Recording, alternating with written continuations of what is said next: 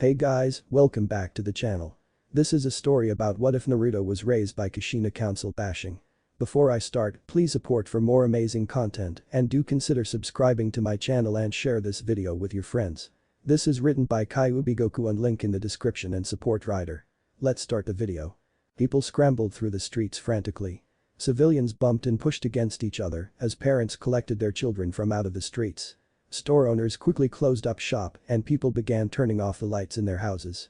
Parents cuddled up with their confused children in their beds. It was obvious, the fear of the people that spread throughout the hidden village known as Konohagakure. It only happened on nights like this, the night that people cowered in their houses and children laid underneath their beds. It was nights like this that horror stories were born. It was nights like this that parents tell scary stories to their children to make them behave. It was only on nights like this when the moon was red with blood.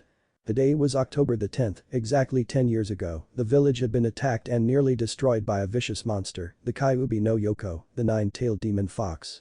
Husbands lost wives, wives lost husbands, children lost parents, parents lost children, loved ones lost other loved ones. It was truly one of a kind of days that Konoha could remember in its history. However, it was thanks to Konoha's hero, their Yondaime Hokage, that the village was spared from further destruction. Be that as it may, there was a price. Along with the defeat of the Kyuubi was the death of the Yondaime Hokage. So every year people would raise their glasses in reverence to their savior, who had kept their village safe from destruction. However, what was that supposed to do with the pent-up hatred? Hatred for the unfair loss of family members and lost ones. Though fortunately there was an answer for that too. How convenient that every elder or adult within Konoha's walls had learned the truth from Konoha's Sandaime, that the Yondaime had given his life to not destroy the Kyuubi, but rather seal it inside of a small infant child. Oh, what a joy it was to anyone that they had something, anything to take their frustrations out on. Like a small animal, the child had a harsh life like one of a cage. Effectively being ostracized by his fellow village members, he bore the full brunt of their disdain for his existence. Like an animal he was cornered many times. Unspeakable things had been done to him. One thing more worse than the last. Things done to effectively break him were uncountable.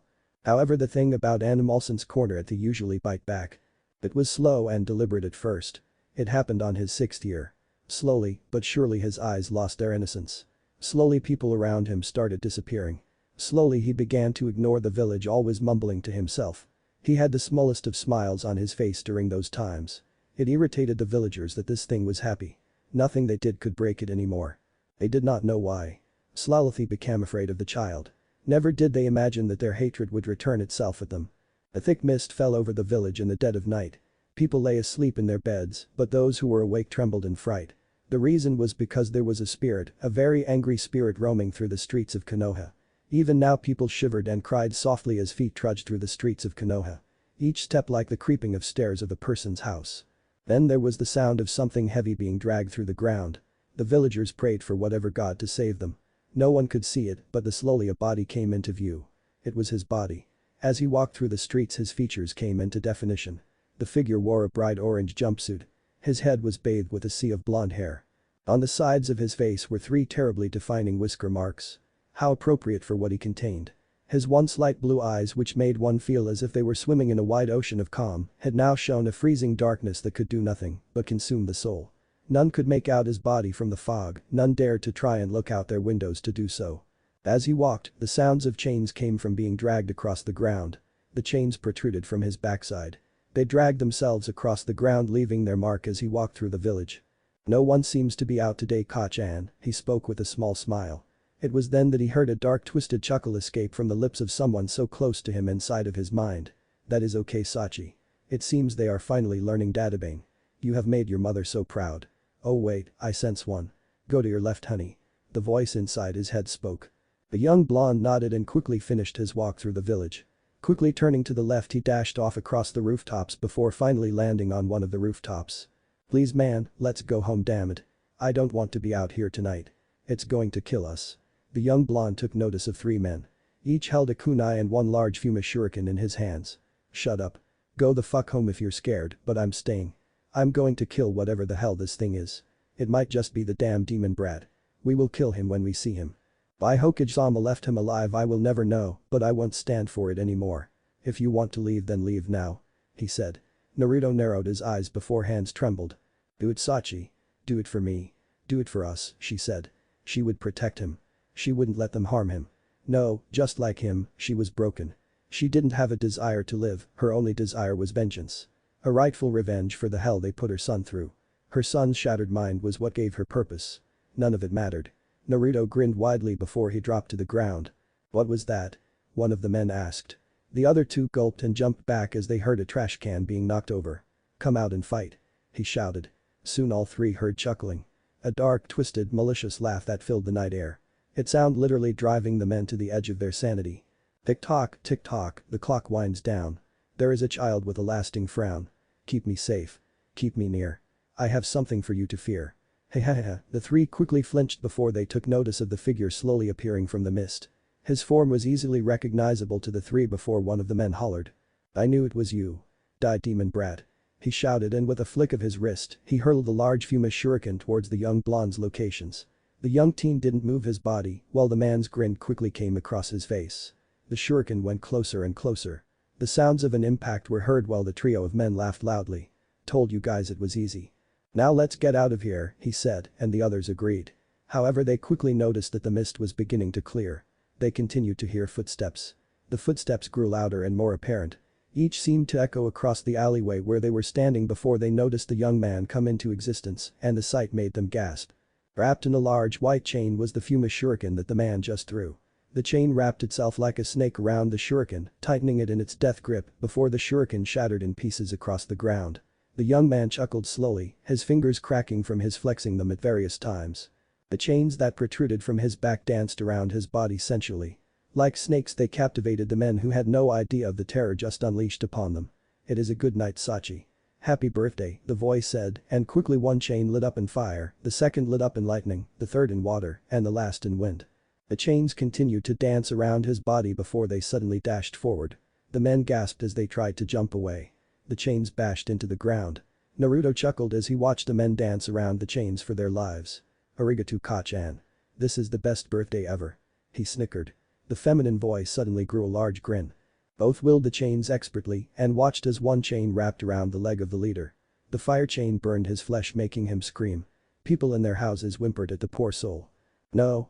Stop. Let me go. Let me go. He shouted. Quickly the man's accomplices grabbed him by the arm. It pleased both the young man and the female in his head at the sight. Yes, for too long her son had been the one to cower in fear of having no protection. Now was this ungrateful village's turn. The chains retracted, drawing the man into the air. He shouted as the four chains grabbed the four corners of his body. Each of the element-powered chains did something different to his body. Unspeakable things. By his arms and his legs was he grabbed. Naruto held his hand into the air and slowly clutched it into a fist. The chains slowly tightened agonizingly. The man's blood-curdling cries went on deaf ears as his friends cowered in a corner. The people listening in their houses prayed to Kami for the spirit to pass over them. The blonde's laughter suddenly stopped. Rensa KYK chain binding coffin, Naruto spoke. Quickly more chains sprang from his back and slowly but deliberately wrapped themselves around the man's form, encasing him in white light. The feminine voice smiled brightly before folding her arms. She would do as her son commanded, all the while protecting him as she wanted to. The man's screaming were silenced as a chain wrapped around his mouth. His eyes were now crying as tears stained the ground, not that the young man saw them, and even if he did, he wouldn't care. Rensa SMGI chain buried funeral, Naruto called. The chains twisted and turns. The snap of bones were heard, bringing excruciating pain. The young teen and his mother watched as the blood seeped from his body, for the chain snapped once more. The chains arched his arms back and his legs downward. His chest rose upwards. Fire and lightning trailed across the chains before encasing the body in a vicious light. He didn't turn his eyes away. The men widened their eyes as they heard the sickening snap of their friend's backside, signifying a broken spine. Slowly the light dissipated while the chains unraveled and dropped the body to the ground. The blonde grinned before slowly turning back to the other two. Please, let us go home.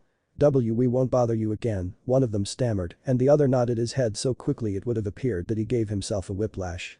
However, both shivered as they quickly saw him stop smiling as his features grew into a frown. He closed his eyes for but a second before opening them up. You should not have bothered him a first time. I know you won't bother my son again, because I'll make sure that you never do it again, Dadabane, the feminine voice said from the blonde's voice. The chains rose into the air, and before the two men could even shout, engulfed them both. Their silent screams, cries, and tears went unheard by the village known as Konoha. The young man walked out of the alley, the chains dripping with blood. He chuckled darkly while the female chuckled in the same tone. I will always protect you, Sachi, the feminine voice spoke. The blonde smiled and quickly nodded before he vanished into the mist, his form never being seen by anyone or anything. It was such a shame that this night passed unlike the last one. Oh, how he had hoped for some entertainment. I know, Ka-chan. I will protect you as well, he said before he disappeared, and then so did the mist. It was just another October. Another birthday for Uzumaki Naruto, Jinchuriki of the Kyuubi no Yoko. Next morning. He wondered how long he had been doing this job. Going through 3 great shinobi wars had to take its toll on a person. Governing the village that was Konohagakure no Sato, that is, was so much work. Now that he thought about it, when his sensei had named him the Sandaime Hokage over his partners and teammates, Hiruzen Sarutobi wondered just how he would be able to keep the village going, but he had done it. He had kept Konoha standing tall as best he could. All his life was filled with the making of tough decisions. These were decisions that pushed his psyche to the very edge of his morality and back again. He could see the horror-stricken face of his people as he walked through the public streets for the first time in a while. Right behind him were 2 Anbu guards flanking his sides. As he walked, time seemed to show its control over the Sandaime Hokage. The wrinkles of his face due to age, sleepless nights, and times of sheer worry were showing their toll on him. He really was getting too old for this job. That's what he thought when he saw people hesitantly starting to put up their signs and open their shops. Children were slowly starting to play in the streets. Sarutobi sighed. 3 casualties. That's 3 casualties that the Anbu have discovered yesterday. Well, it's not as bad as last year, it's still unnerving. Naruto-kun, you were monitored for those entire 24 hours by my Anbu. They would have reported him missing, and yet the council believed that you are responsible for all of this. How did it come to this? Sarutobi wondered to himself. Well, actually he knew how it came to this. He knew how he, indirectly, had broken the young boy's soul. He knew. He knew oh so well. Leaving the village behind, Hiruzen and his 2 Anbu quickly went about 2 or 3 miles out and came to a small facility. Hiruzen opened its doors. He descended its steps. While the facility might not look very big on the outside, the same was not the case for it on the inside. Inside was a large series of stairs, rooms, and medical facilities. This was Konoha's correctional facility, or as rumored by the civilians, Konoha's hospital for the mentally disturbed. Finally Hiruzen came to the end of the many halls, each light flickering on and off as his Anbu stayed close behind him. Right now, he was down to the lower levels of the facility, which happened to be level 7. Sarutobi finally made his stop and looked into a room through the glass. There, sitting in a deathly white room, was Uzumaki Naruto, Jinchuriki of the Kyuubi no Yoko. The Anbu remained still as they watched the blonde. His mouth seemed to be moving. It was like he was carrying a conversation with someone, but they didn't know who since he was alone. Suddenly Naruto laughed and shook his head back and forth. His head banged against the wall, slightly making Hiruzen narrow his eyes. How long has he been here? Sarutobi asked sorrowfully. The Anbu to his left and right glanced to each before turning back towards the Sandaime. They looked past him at the glass where Naruto seemed to be sitting. He was talking to himself again and laughing all the same. We have monitored him for the last 24 hours, Hokage-sama. We have replaced the shifts constantly at your orders. Naruto Uzumaki has not left this room yesterday, the day before that, or the month before that, the left Anbu spoke in a feminine voice. Sarutobi sighed with a nod. He just didn't understand. 3 deaths on October the 10th and Naruto was in this room the whole time. Maybe it was all just one big coincidence. If it to be, didn't it? There was just no way that, with the changing of the guards, could Naruto ever make it out of his cell. Sarutobi didn't know why he couldn't. Open the door, Sarutobi said, narrowing his elderly eyes at the sight. Hokage-sama, with all due respect, do you really think that's wise? One of our specialized Yamanaka members still hasn't shown progress in dealing with Naruto-san. We don't know how he will react to your presence, the male spoke this time. Hiruzen quickly frowned at the way the Anbu phrased those words. For once, he didn't know what to do. Meanwhile, inside his room, his no open doors, completely white, totally not insane mind-inducing room, Naruto was indeed smiling and laughing, only Hiruzen couldn't possibly have known that inside of the blonde's mind was another laughing voice. And then remember when he said, please don't hurt me. I don't want to die. He shook like a leaf, clutching his kunai while the tears dropped from his face. It was amazing, Dadabane. Naruto heard and then he proceeded to laugh. That was the best part, Ka-chan. Naruto said. He didn't notice the Hokage and the Anbu looking at him in sheer worry. No, Sachi. The best part was when he actually tried to throw the kunai at you. I blocked him from hurting you and then crushed his windpipe. Ha ha ha ha ha. His mother laughed. Naruto finally couldn't take it and laughed. He quickly clutched his sides and dropped to the ground, kicking his feet into the air. Inside of the blonde Jinchuriki's mind, the same was happening with a middle-aged looking woman. Her vibrant red hair flew down nearly past her waistline. She wore a high-collared, sleeveless blouse under a long, loose-fitting dress. Her hair spiraled out over the soar-like mindscape of Naruto Uzumaki. Her violet eyes, when she opened them, were easy to ascertain. She was broken. She was just as broken as Naruto Uzumaki. Losing herself to whatever was too horrible to bear that she mentally couldn't cope with it. As she laughed, she clutched her sides. She was having so much fun it was painful. This was Kushina Uzumaki. Former Jonin of Konohagakure, former Anbu captain of Konoha's Anbu Black Ops, former Jinchuriki of Kyuubi no Yoko, and former wife of the Yondaime Hokage and current mother of Uzumaki Naruto. Kushina, if she cared to review her life, had no way of knowing how she ended up inside the seal. Something must have gone wrong with the sealing formula because when Kushina had opened her eyes, she was not with her husband the Yondaime Hokage. She was inside a dark wet place. Kushina wandered the sewer-like place for hours during that time that she had awoken. She kept walking and walking until she finally stopped. Kushina had wondered how long she had been walking through the halls. Days. Months. Years. She wasn't sure, but now she was tired of walking. Once she had figured that she wasn't going anywhere, she had taken a deep breath. She then took the time to relax and figure these things out. Pulling up some chakra that she had mustered, she was able to extend her senses to the outside world. She was able to see and experience all things. It felt good, and yet, she had been at the wrong place at the wrong time and in the wrong body when she saw it. Kushina experienced what her son experienced. She widened her eyes to the shouts of ambient threats to her person. She felt severe pain. It was an unbearable pain. One that, when she shouted, made her lungs burn from extended use. It was terrible, horrible, her mind couldn't comprehend it. However soon, she blacked out. Hours later, Kushina woke up only to feel something heavy on her lap. The pain was gone. Leaning up, she looked down and widened her eyes to the familiar mess of spiky blonde hair. The hair that she had only 5 years ago seen on her son. It was her fault. This was her fault. She was able to feel all the things Naruto experienced. It twisted her mind, destroyed her from the inside. Her only sanity was keeping her son safe. She had to keep just enough sane to be with him. They were insane together. Kushina was inside of her son and she couldn't take it. Behind her happy laughter and bright eyes were the eyes and smile of a broken woman and mother whose only purpose was to protect her son. She had to, if he died. Kushina finished laughing and leaned up before shaking her head.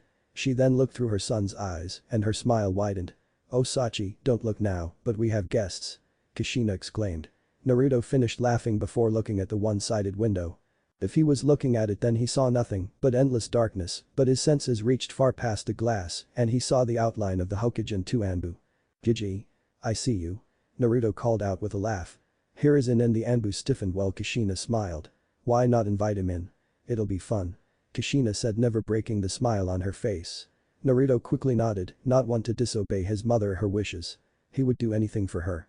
Anything.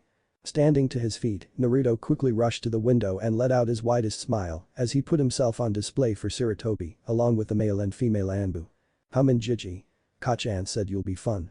Come on," Naruto called out. Hiruzen frowned behind the glass while the 2 Anbu narrowed their eyes behind their masks. The Anbu unconsciously took a step back in slight worry. Naruto's grin never dropped from his face while Sarutobi sighed. "How are you feeling, Naruto?" Sarutobi decided to ask. Kushina and Naruto raised their eyebrow before Kushina stood to her feet. "Oh, he's worried about us, Sachi. We're fine, aren't we? We're like 2 cuts of beef swimming in Kami's ramen," Kushina said. It was silent for a moment. Suddenly Hiruzen watched Naruto laugh loudly as he dropped to the ground, again clutching his side at some unknown joke. "Naruto, please answer the question," Sarutobi pleaded. Slowly Kushina and Naruto stopped laughing. Kushina leaned up while Naruto got to his feet. "Najiji, where is Anbu Naichin that likes to play with Kachan inside my head? Kachan said that they were such good friends. What happened to him?" Naruto asked, tilting his head to the side. Sarutobi winced while Kushina laughed. "We were such happy friends. I remember when we had to play hide and seek. He hid and I looked for him. It was so fun how he was so shocked every time I found him. Why, I remember when he tried sparring with me when he pulled out a kunai. It was so funny how he pretended that his leg was broken when I snapped it. Haha, he was a good actor, Dadabane."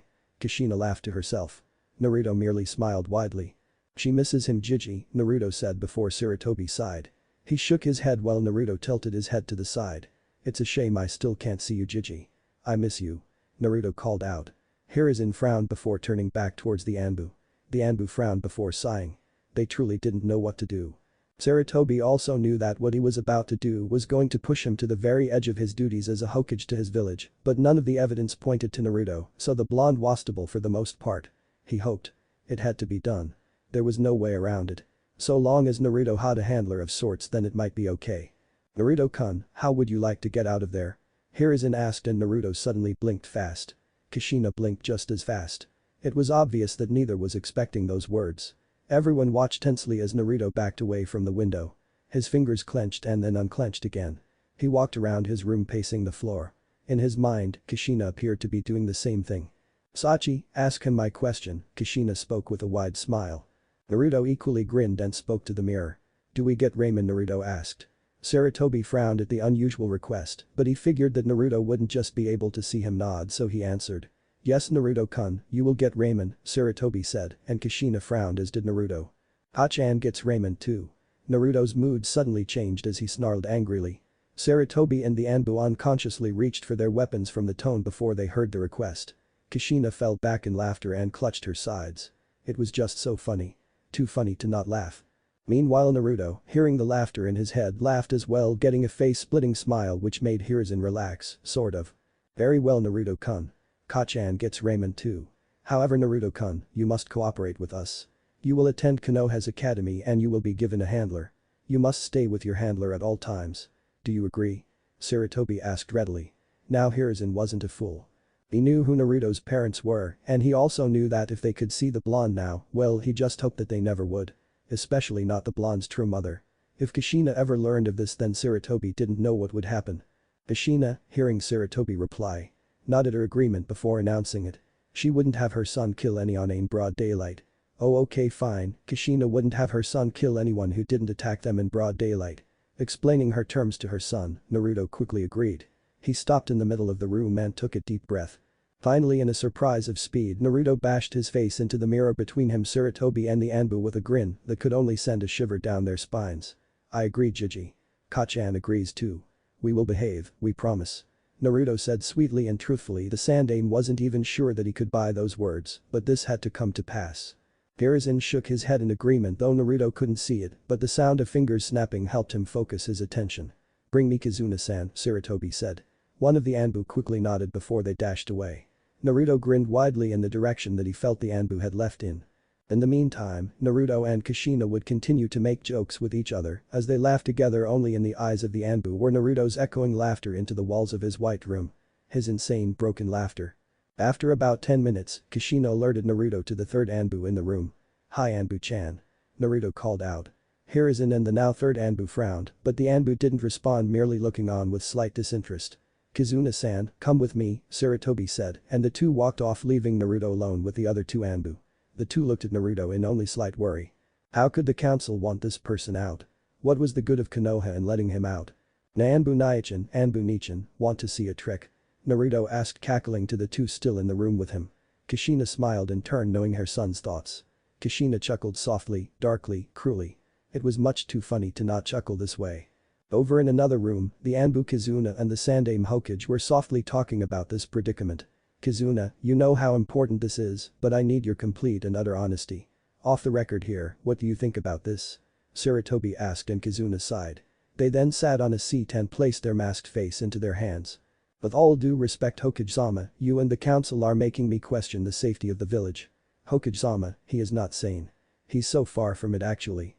If even one of this facility's best evaluation members couldn't help him, then what good is there to him going out? I truly think he should stay in here. Not for what he holds, but rather for what he is now, they said calmly. Sarutobi couldn't help but agree. Whenever he saw Naruto, his heart sank lower and lower into a pit of sadness. Whenever he heard Naruto speak, his heart felt like it was being crushed. However, as the leader of the village, he had to stand firm with his decisions. Even with this one. Thank you, Kizuna-san, I'm pleased that you feel the same way. However, you must understand that things are being set in motion, and I know we need Naruto-kun to be ready. The Yondaime wished for him to be hero. Now I don't know, but I will not waste his legacy like this, Sarutobi answered. Kizuna slowly nodded before they stood back to their feet. I understand, Hokage-sama. I shall do my duty, Kizuna answered, prompting Sarutobi to hold out his hand. Your mask, Kizuna-san, you won't be needing it for a while. I trust you to understand that being his handler is sufficiently an S-rank mission. No harm should come to him or others while you are in his care.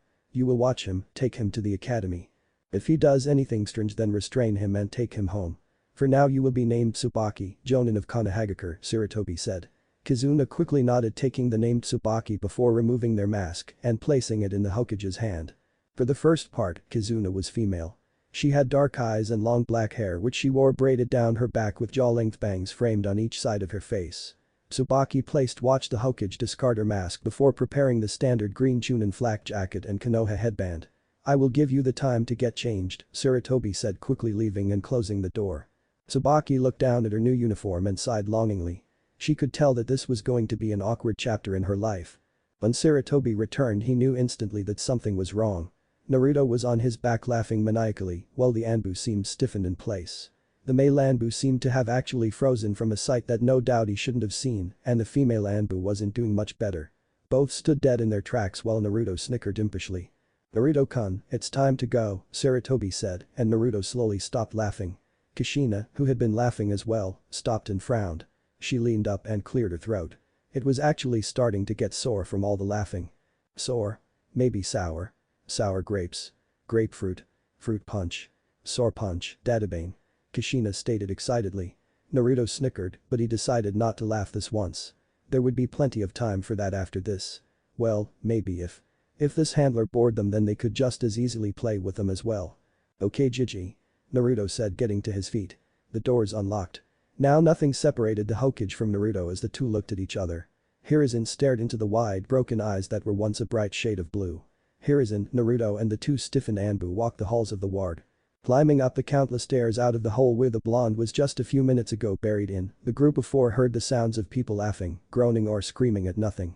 Sarutobi and the Anbu chose to ignore it, but Naruto laughed at them all. Kushina suddenly decided she wanted to do handstands and quickly did just that. Her hair splashed in the water while she stood on her hands, the blood rushing into her head. What kind of word is databane? Dad is dates and bane is banana. Dates that taste like bananas. I want a date. Kushina exclaimed, slightly laughing at her own joke.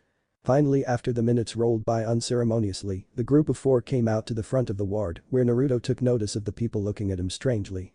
The blonde only smiled widely before sticking out his tongue to them all. Naruto-kun, behave, Sarutobi said, and Naruto slipped his tongue back inside his mouth. Naruto smiled slightly before his eyes focused upon the woman, Tsubaki, formerly known as Kizuna, sitting with her hands on her lap quietly. The four made their way to her, and then Sarutobi spoke. Naruto-kun, this will be your handler. Her name is Tsubaki and she will shadow you. Please behave as best you can. Tsubaki will protect you if anyone tries to harm you, okay? Sarutobi asked. Naruto's smile suddenly flew downward while Kushina proceeded to do the same. No, she won't protect you. I will protect you, Sachi. You will never be hurt again as long as I am around. I love you, Sachi, Kushina said smoothly. Naruto's wide smile lessened until it came to a semi-normal one. You too, Ka-chan. I will protect you too. I promise. Naruto spoke mentally before he noticed Tsubaki stand to her feet. Naruto-kun, we have found an apartment for you to live in. Tsubaki-san will live right next door to you. Go to her for anything that you need. However, if you wish to go out then you must tell her and wait for her so she can go with you. Tsubaki will pick up your books, materials, and any other supplies that you need. After this, then you will be instated into the academy tomorrow morning. I know this will be a strange adjustment, but do the best that you can, Sarutobi said, and Naruto grinned widely. The blonde's red-haired mother matched the grin. Oh, we'll be on our best behavior, Databane, Kushina replied. Naruto merely kept the Anbu, Tsubaki and Hiruzen in suspense with his smile, but they all took it as acknowledgement of the Hokage's orders. Seeing her opportunity, Tsubaki made her way, slowly, towards Naruto. She hoped that the smile on her face was disarming, but then again she didn't know what to expect. It's good to meet you, Naruto-kun. Let's have a productive relationship, she said smiling. Naruto smiled widely, but it was entirely for a different reason. You smell funny. You smell like Anbu-chan who just appeared those moments ago, Naruto said. Tsubaki's smile never left her face, but the curves of her mouth twitched in response. Hiruzen narrowed his eyes behind Naruto's form while the two Anbu to his side stiffened. Hi, that would be me, Naruto-kun. I trust that you will not tell anyone this information, correct? Tsubaki asked. If she had planned for no secrets to be between the two of them, then she would first have to make the commitment to such a thing herself. As mentally unstable as he was, Tsubaki hoped that he would more find it funny and discard it, never to bring it up again. Naruto nodded his agreement before he followed Tsubaki out of the facility. Hiruzen and his Anbu watched them leave. The Sandaime hoped for Konoha's sake that this was just what the blonde needed to get back on his feet. He could only hope that this didn't come back to bite them. But Naruto and Tsubaki. Tsubaki kept a close eye on the handily right next to her. The stares of people the day after October the 10th were easily recognizable. Strange how all the time he had been underground in a cell, people still recognized him by his blonde hair and his whisker marks. Well, given the fact that no other blonde in the village had hair anywhere as blonde as his, nor his whisker marks made that a much more defining characteristic than Tsubaki thought Naruto needed. She saw him grinning widely. Not in the least bit unnerved by anyone and their whispering. His body was shivering unnaturally. "Spider, spider on the wall, how much blood can you eat before you fall?" Naruto suddenly asked. Tsubaki frowned quickly at the mentioning of his words. "Forget getting the supplies first." Tsubaki had to get him out of the street. "Naruto-kun, we're almost there. Stay calm," Tsubaki said as quietly as she could, prompting Naruto to continue as he trudged his feet. Inside the seal, Kushina chuckled at the reactions that she saw. "Spider, spider on the wall, the flies you see are the ones that will fall," Kushina thought to herself. She then snickered to herself, her body quickly shivering in a hidden excitement to match her son's. The smirk across Kushina's face fell slowly. The smirk on Naruto's face fell slowly. He could feel the eyes of everyone on his person. Their eyes judging him, condemning him, accusing him. Tsubaki narrowed her eyes once she noticed that Naruto stopped walking. Tsubaki quickly stopped as well. Fire. Lots and lots of fire. Burn, let it burn. Burn it all to the ground. He won't make it. The white masks. Groups of 10s and 20s, Naruto whispered. Inside the mindscape, Kushina wasn't faring any better. Kushina shivered uncontrollably. Too many people. There were too many people. So much blood. Too much blood. Kushina's grin returned. "Protect my son from all harm. Protect my son from all harm, Dadabane. I will protect my son," Kushina thought to herself. The ex-Anbu stiffened slightly. Naruto's eyes stared wide at his feet. His finger flexed irregularly, they clenched, unclenched, and then clenched again. Naruto shivered uncontrollably. None of the civilians noticed it, but Tsubaki could feel the chakra slowly pouring off Naruto's body. The civilians continued to murmur in blissful ignorance. No one noticed the 4 chains slowly beginning to protrude from his backside. Shit. Tsubaki thought to herself. Quickly deciding that the safety of the people outweighed her own safety, she flew into Naruto's personal space, quickly swept him off his feet, and then proceeded to dash across the rooftops. The civilians watched her disappear in a burst of speed until there was nothing left to see. Tsubaki forcefully pushed down her want to clench her teeth from her mistake. "Okay. It's still okay. I can still control this. Naruto-kun is not able to be around crowds of people for a certain amount of time. I must remember that," Tsubaki thought to herself. Naruto chuckled swiftly, the stares were gone. The malice was gone as well. There was nothing except the wind in his hair and the sun on his face. Tsubaki watched as the chains disappeared. She breathed a sigh of relief. Inside, Kushina fell to her knees and huffed, the sweat dropped from her face slowly. In a short time, Kushina picked herself up off the floor and leaned against the wall. The sound started off small, but then it started to grow, Kushina's laughter at the events that just transpired. Naruto could hear Kushina's laughter and didn't relent in laughing with her. He kicked high feet in Tsubaki's arms, getting the woman to glance at him. He seemed to be back to normal, or at least what was supposed to be normal for him, well, he was tame at least. For Tsubaki, that's all that mattered at the moment. Complex. Tsubaki quickly dropped down to a large apartment complex. Despite its size, however, there was only a handful of people living there. All of them shinobi and all of them with a single mission, help Tsubaki in handling Naruto Uzumaki. A good thing about this area was that it wasn't as populated as a lot of other places. There shouldn't be anything else like that to happen here. And yet Tsubaki was reluctant to even let Naruto's feet touch the ground. She didn't know why at all. "We're here, Naruto-kun," Tsubaki said. Naruto didn't give any indication that he heard her words as he just continued to snicker to himself. Who could understand the insane? Tsubaki pushed open the doors and looked towards the landlord of the apartment. Coming to the counter, the landlord looked up and steeled his eyes. Tsubaki did the same, slowly nodding her head. The landlord nodded back and took a look at the young man in her arms. He wasn't shivering nearly as much as before, but the plastered grin on his face told them both all they needed to know. "Did you encounter any troubles?" he asked. Tsubaki frowned and took the chance to blink before sighing. "Somewhat. He's alright for the most part. I made the error of thinking he could keep himself together enough to get to the complex. I was wrong. He's not capable of dealing with large crowds of people," Tsubaki answered. The man nodded and sighed as well. "It's to be expected, I guess. Well, take him to his room. While you get his supplies, we will keep him safe and keep an eye on him," he said, standing to his feet. His eyes held a stern expression, he had a firm jawline and tight body. His clothes hugged his body in a strange way, but it wasn't. Top of his head consisted of brown hair spread over his face. He bore the standard Anbu tattoo on his right arm. Well, he's stable now. Thank you, Tsubaki answered. The landlord quickly nodded before handing her the keys. Tsubaki quickly walked up the stairs and turned to Naruto's apartment. Skillfully, she placed the keys in the door and opened it without dropping him. The place was clean, Tsubaki could see, and it had the essentials. A refrigerator, stove, table and a few chairs, a small bed with clean sheets, a closet and separate room for the bathroom and shower, and a TV. Nothing else, well except the windows and a few plants on the windowsill, but nothing more. Slowly Tsubaki placed Naruto on his feet. Naruto landed on the ground and smiled. He walked into the room with Tsubaki right behind him. She quickly looked left and then right before closing and firmly locking the door. Tsubaki stood next to Naruto as the young blonde surveyed his new surroundings. Naruto-kun, Naruto slowly turned around and glanced towards his handler. Tsubaki took an unconscious step back from him because of the large grin on his face. Tsubaki could honestly say that she wished that smile would just go up in smoke and fire. His eyes just seemed so happy and free to the point where Tsubaki, with all her Anbu experience, knew that it was a lie.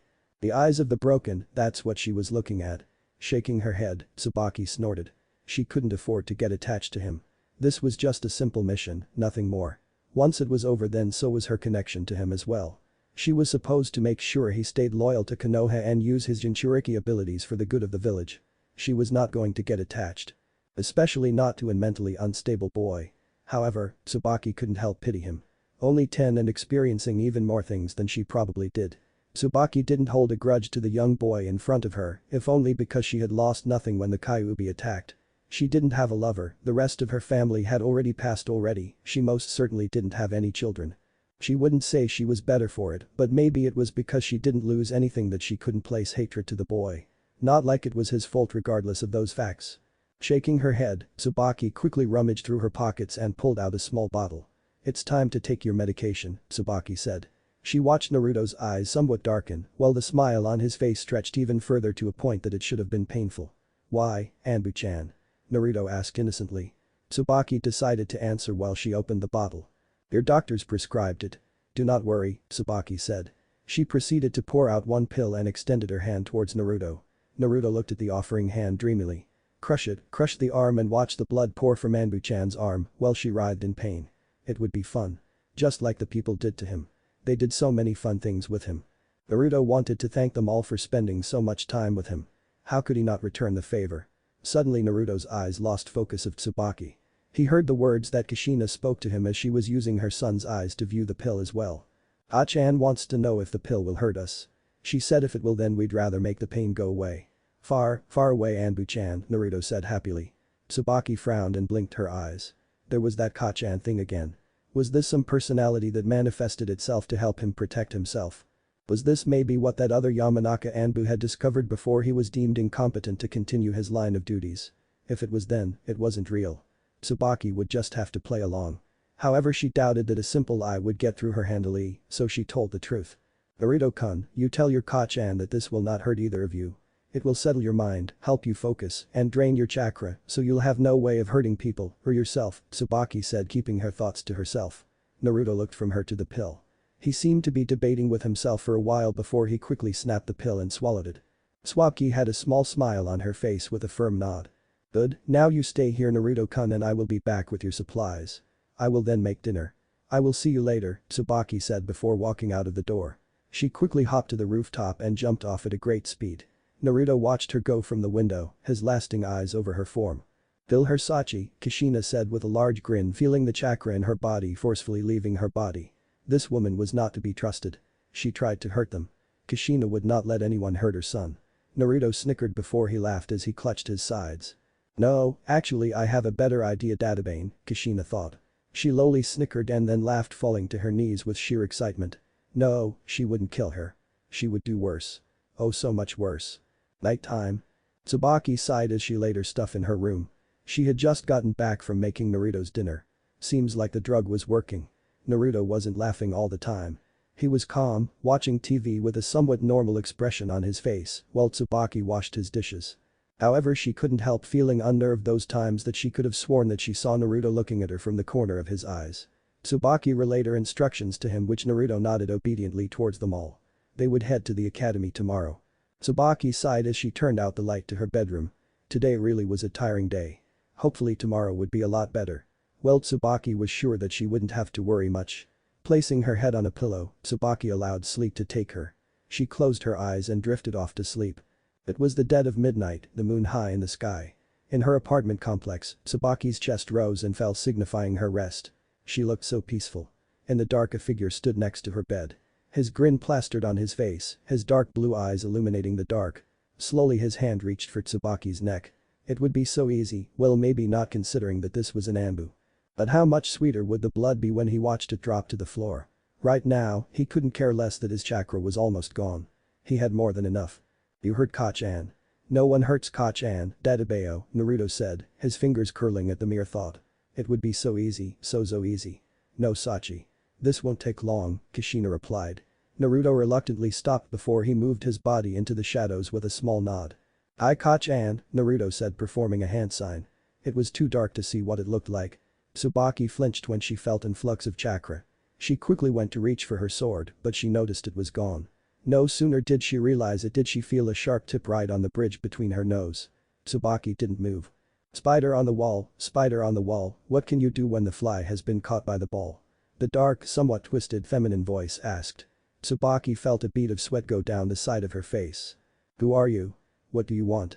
Tsubaki asked slowly. The woman came out of her drawl and turned her violet eyes to look Tsubaki in the eyes. Tsubaki gasped. These eyes were broken, they were broken to the point of being locked in Konoha's mental facility and never seeing the light of day again, just as broken as.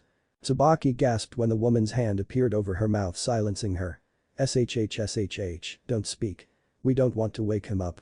He's so peaceful and cute when he sleeps," she said, snickering. She took Tsubaki's sword and trailed it down the bridge of her victim's nose, slowly drawing small amounts of blood. "You lied to him. You lied to us. Liar, liar, you will burn in hell's fire," she said, quickly laughing at her own joke. Tsubaki balled her fists while the woman looked down. "Koch-an will protect her baby. From all threats, internal and external," she said. Tsubaki widened her eyes in realization. Naruto's Koch-an was real, there was no alternate personality. Thus someone as insane as he was, and out in the open. Tsubaki stayed silent. "Not if you understand that, Dadabane," she said in a sudden serious tone. Tsubaki blinked before quickly nodding, only realizing that her sword continued to cut her skin since the woman didn't move it. The woman's face quickly turned into a wide smile. "Good. Hurt him again and I will stop by for another visit. Next time we can play a game." Donna, and just like that, she was gone in a swirl of wind. Tsubaki's sword bashed into the ground with a large sound. Quickly Tsubaki rolled over and turned on the lights. She took her sword into her hands. Pulsing her chakra for her target, she snarled when she didn't receive anything to go off of. The woman was utterly gone. Tsubaki bashed open her door to the outside and then unlocked Naruto's door.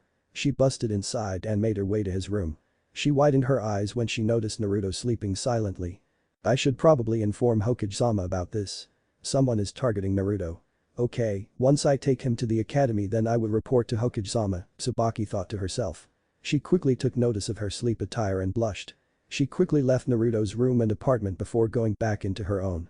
Tsubaki sighed and leaned her head back into her bed. It was official. Worst day ever. Next morning. Tsubaki helped dress Naruto. She was happy that he was cooperating just like last night. Tsubaki shivered when she thought of last night. A small bandage wrapped around her nose covering her scar from last night. Naruto had asked about it in somewhat of a teasing way, but Tsubaki just told him not to worry about it. She didn't need him riled up so early. Quickly placing his books in his backpack, Tsubaki nodded while Naruto finished his breakfast. He smiled as he happily kicked his feet. Sometimes, Tsubaki wondered what it was like to be insane. To be so broken and yet so free that you could no longer comprehend the darkness of humanity, for you suffered too much of it. Tsubaki shook her head before taking Naruto's hand and led him out of the apartment. Tsubaki and Naruto quickly walked through the streets. Tsubaki took a glance to him. Naruto was still smiling widely though not brightly. Tsubaki didn't know what was going on through his head. "Now Naruto-kun, what did we talk about?"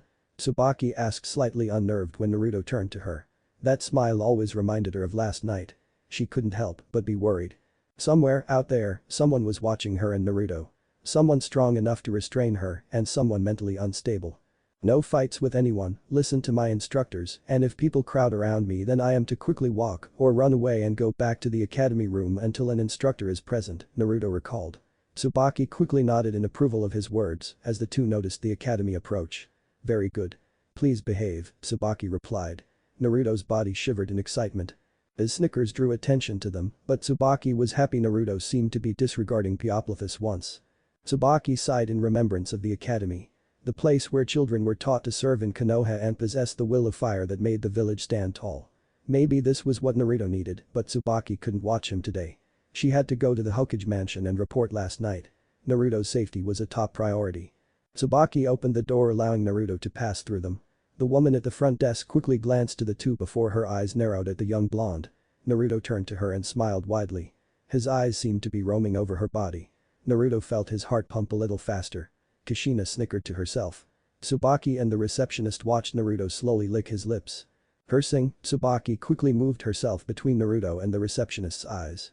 I'll ask you to keep your eyes to yourself, Shunin. I am his handler and if I find any accounts of abuse then I will take it as aggression to me. Do remember that, Tsubaki said sternly. The receptionist cued her glare before slowly backing down. Hi, forgive me, she said, and Tsubaki quickly nodded.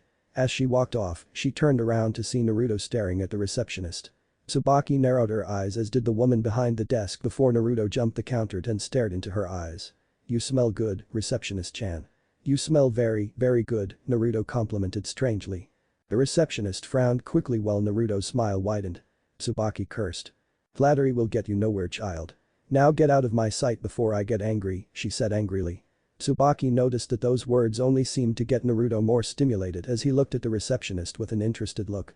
It was like he was urging her to get angry so that he could fulfill his desire. What that desire was, Tsubaki didn't know and she was not about to find out. Naruto, come on, Tsubaki ordered softly.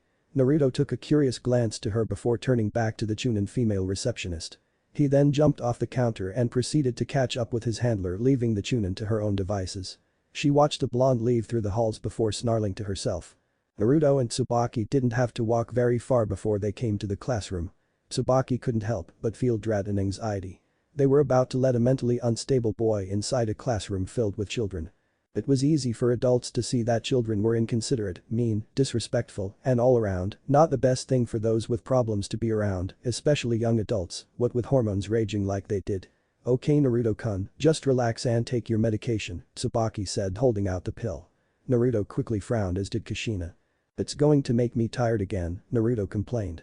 Tsubaki nodded, she'd rather not have a repeat performance of last time. Yes Naruto-kun, you will feel tired because it will take away most of your immense chakra for a time, but it will also keep you calm and focused. I'm sorry I did not tell you that last night. Will you take it? Tsubaki asked. Naruto glanced to her before swiftly taking the pill and swallowing it. Tsubaki smiled while Naruto's eyes slowly dropped down. Are you ready Naruto-kun? Tsubaki asked. Naruto, despite himself, clenched and unclenched his fingers. He could smell it. His Kachan could smell it.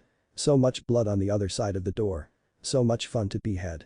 These years would be good to him and his mother. Kushina, in comparison, smirked to herself. Have fun Sachi. Be happy. Feel at ease. I will protect you Dadabang. From anyone, Kushina thought to herself. That was all she ever needed or wanted. Her son's happiness. A world without pain for them both. It would start now. Tsubaki swiftly opened the door. Naruto unconsciously licked his lips. This might be a good day after all. Aruka Yamino loved teaching. It was a type of thing that warmed his heart greatly. Knowing that he had a hand in developing the next generation of Konoha shinobi and Kunoichi was something that blessed his soul. It made him happy. For some reason Aruka always felt that he was doing his parents justice by teaching children. He was hoping they never had to get through the struggles that he had to get through growing up. Truly there was no greater job than this. It was bliss. Would you brats shut up Aruka shouted making all the children wince at his tone before he pinched the bridge of his nose. Okay so maybe it wasn't bliss, but it sure was something to do anyway. Taking a long look around his classroom, Aruka then slowly nodded before continuing on with the lesson. Now then, who can tell me name of the man who established Konoha's Chunin exams? Aruka asked with a somewhat tired sigh. He looked around the room for a few seconds before a hand went up into the air. Sakura? He asked. Holding her hand up was a young pink-haired girl. Her emerald-crested eyes blinked brightly before she replied. Tabarama Senju, Aruka-sensei. He's the one who founded Konoha's Chunin exams, she responded expertly. Aruka slowly smiled with a nod of his head at the young girl's brightness. While not exactly the most adept at other things like taijutsu, the girl still showed a somewhat exceptional ability in information gathering and other things of that nature. She definitely had the potential to be a part of the cryptanalysis team if she put her mind to it. Very good, Sakura-san. Now then, on to the next question. Which person was? Aruka suddenly stopped when the door quickly opened. All the students quieted down instantly, as did Aruka. Everyone took notice as they watched a female jonin walk into the classroom, and right behind her was a young blonde. He was about everyone else's age, take a year from some of them. His eyes seemed to be pointed at the ground like he was watching his feet move. He suddenly snickered to himself. His grin seemed creepy to everyone else. The fact that it seemed to unnaturally stretch across his face painfully was also somewhat obvious.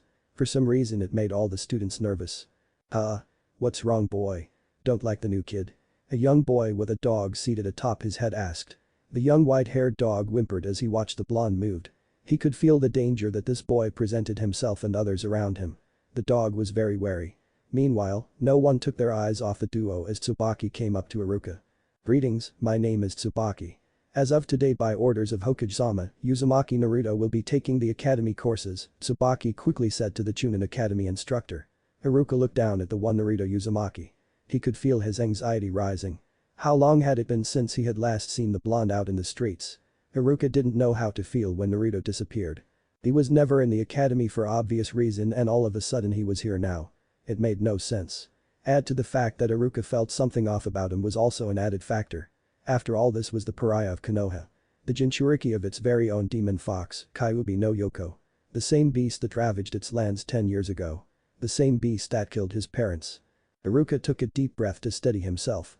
I received the message from Hokage-sama this morning, Aruka said, and Tsubaki slowly nodded. The former Anbu captain wanted all of this done without any problems. Naruto had taken his medication, and if it was working as it should, then he should have a majority of his chakra locked away just in time for the academy to be over. Tsubaki took a look back and noticed the light grin on Naruto's face. He seemed to be staring at the floor, but Tsubaki could see the somewhat tired look in his broken eyes. It was indeed working, or at least she hoped. Good, then this shouldn't be a problem, Tsubaki said before turning to the classroom, specifically those to the left near windows. You all, move over into the next aisle. Tsubaki ordered. Aruka widened his eyes, as did the students. They all looked at each other for a moment before one girl snorted. Why? This is my favorite seat. He doesn't need an entire aisle of seats. She called back. Tsubaki gave a small sigh from her lips. She was not used to dealing with children, but she had to make Naruto as isolated as possible. From what she learned, he couldn't be around crowds and stay calm for long, so by giving him his own separate aisle, Tsubaki hoped that this would minimize his stress, which seemed to have a hand in provoking his unstable mindset. Because I am a jonin and what I say goes, girl. Now all of you get up from your seats now. Tsubaki ordered more fiercely. Quickly all the students to the left got to their feet and moved to the other aisles without a word. Seeing everyone comply, Tsubaki breathed a sigh of relief. They might not know it, but she was actually trying to save their lives here. Good, she said with a nod before turning around to face Naruto. Alright, Naruto-kun, remember our promise? Tsubaki asked. Naruto looked from the ground to Tsubaki's eyes. I will remember to behave. I promise. Naruto said happily, completely not creeping anyone out. Tsubaki didn't seem convinced, but nodded nonetheless. Okay, Naruto-kun, I'll be back before you know it. Be safe, Tsubaki said before walking out of the door. Silently she created a clone, giving it specific orders to watch Naruto from outside the academy window while she reported to the Hokage. The clone nodded while Tsubaki walked out the entrance and then shot off atop the roofs of the buildings. Meanwhile, inside the classroom. Everyone glared towards the newcomer of their classroom. Some seemed confused while others seemed more worried. Aruka found this silence unnerving as he watched Naruto slowly lick his lips. So Naruto-san, care to tell us anything about yourself? Aruka asked. Naruto turned to Academy Chunin before smiling widely, painfully so. Na-sensei, guess what a spider's favorite meal is? Naruto asked, suddenly startling his new teacher. Aruka raised an eyebrow. The class did so as well, however the one who did so the most happened to be a young boy in a trench coat with black glasses that covered his face. Naruto, what does that have to do with anything about yourself? Aruka asked. The Tsubaki clone, which found itself outside the window near the academy, narrowed its eyes. Things were escalating already? No, there was no proof yet. It hadn't gotten to that point yet. She just had to wait. On-sensei guess, Naruto replied happily. Inside his mind, Kushina snickered to herself somewhat sleepily. Now that Tsubaki had heeded her warning, she knew what to expect of this medication, but that didn't mean she wasn't tired. I'm floating on top of water, so are water. Will I drown if I fall asleep? Kushina wondered to herself. The Redeed Uzumaki mother suddenly jumped up to her feet. She knew what she was going to do. Naruto, we don't have time for this. Just tell us about. Aruka stopped, and quickly everyone shivered as Naruto's smile took a downward turn, if only slightly. Guess sensei. Naruto replied quickly and angrily, his voice somewhat disturbed. The Tsubaki clone frowned indefinitely from its place in the trees. Aruka jumped back in surprise of the blonde's tone. Swallowing the lump in his throat, he just slowly nodded. Don't know no Naruto. What is a spider's favorite meal? Aruka asked while Naruto's frown quickly flew upwards. He suddenly started to snicker as he placed his arms around his stomach and laughed softly and mostly to himself. The fly who has been caught in the web and his limbs broken off. Naruto exclaimed before he fell back in laughter of his own joke. Some of the students gulped to themselves while others looked pale. One boy, a rather big-boned one, actually decided not to eat his chips anymore out of disgust. To see. Very interesting, Naruto. Now please take your seat, Aruka replied, wanting to hurry this along. After a few more moments, Naruto's laughter subsided before he nodded dreamily. Taking small, deliberate steps, his feet echoed through the small stairs as students stared at him like he was the strangest thing they had ever met. Naruto snickered to himself before he sat in a far-off corner in the left aisle. The one Tsubaki told him to sit at. He could feel everyone staring at him. Underneath his desk, his nails clawed at his pants legs, actually tearing them into small holes. The Tsubaki clone watched this happen before taking small notes to give to the original. Aruka could see the tension in the room heightening before he coughed, bringing everyone back to his attention. Well, okay, we'll take an introduction from Naruto-san later. In the meantime, let's continue on with class, Aruka stated, and most of the students slowly nodded. Some watched Naruto for a little bit before turning back to the lesson. Naruto laid his head on his desk, all the while snickering to himself for some unknown reason. Hokage Mansion. Are you sure that's what happened, Tsubaki? Hiruzen asked dangerously while Tsubaki hardened her eyes and folded her arms. Hokage-sama, I am pretty sure that I wouldn't botch the truth of someone restraining me with my own sword between my eyes, Tsubaki countered. Sarutobi could see the honesty on her face. Only a day and now Sarutobi was starting to question his decision regarding letting Naruto out. Maybe this was a mistake after all. After all, Tsubaki was one of Konoha's Anbu captains. Her strength was excellent and so was her sensory perception. For some Onion to sneak up on her and restrain her merely by brute force was to be a force reckoned with. And what did the person say? Did they give a name or anything? Hiruzen asked, but only sighed in dismay when Tsubaki shook her head. It was such a pain to recall the event, if only because it was so dark that she didn't even see much of anything, but those eyes. Those broken eyes she couldn't forget. They were just so similar to Naruto's that there had to be some connection. I only know that she says Kacchan will protect her baby Hokage-sama. I don't know who this person is, but they're a danger to Konoha. They are just as unstable as Naruto from what I could gather, only they are living out there somewhere.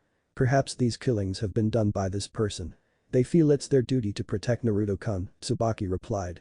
Hiruzen took a breath of tobacco smoke from his pipe before exhaling. He rubbed his elderly beard before slowly nodding. It couldn't be who he thought it could be. She was dead.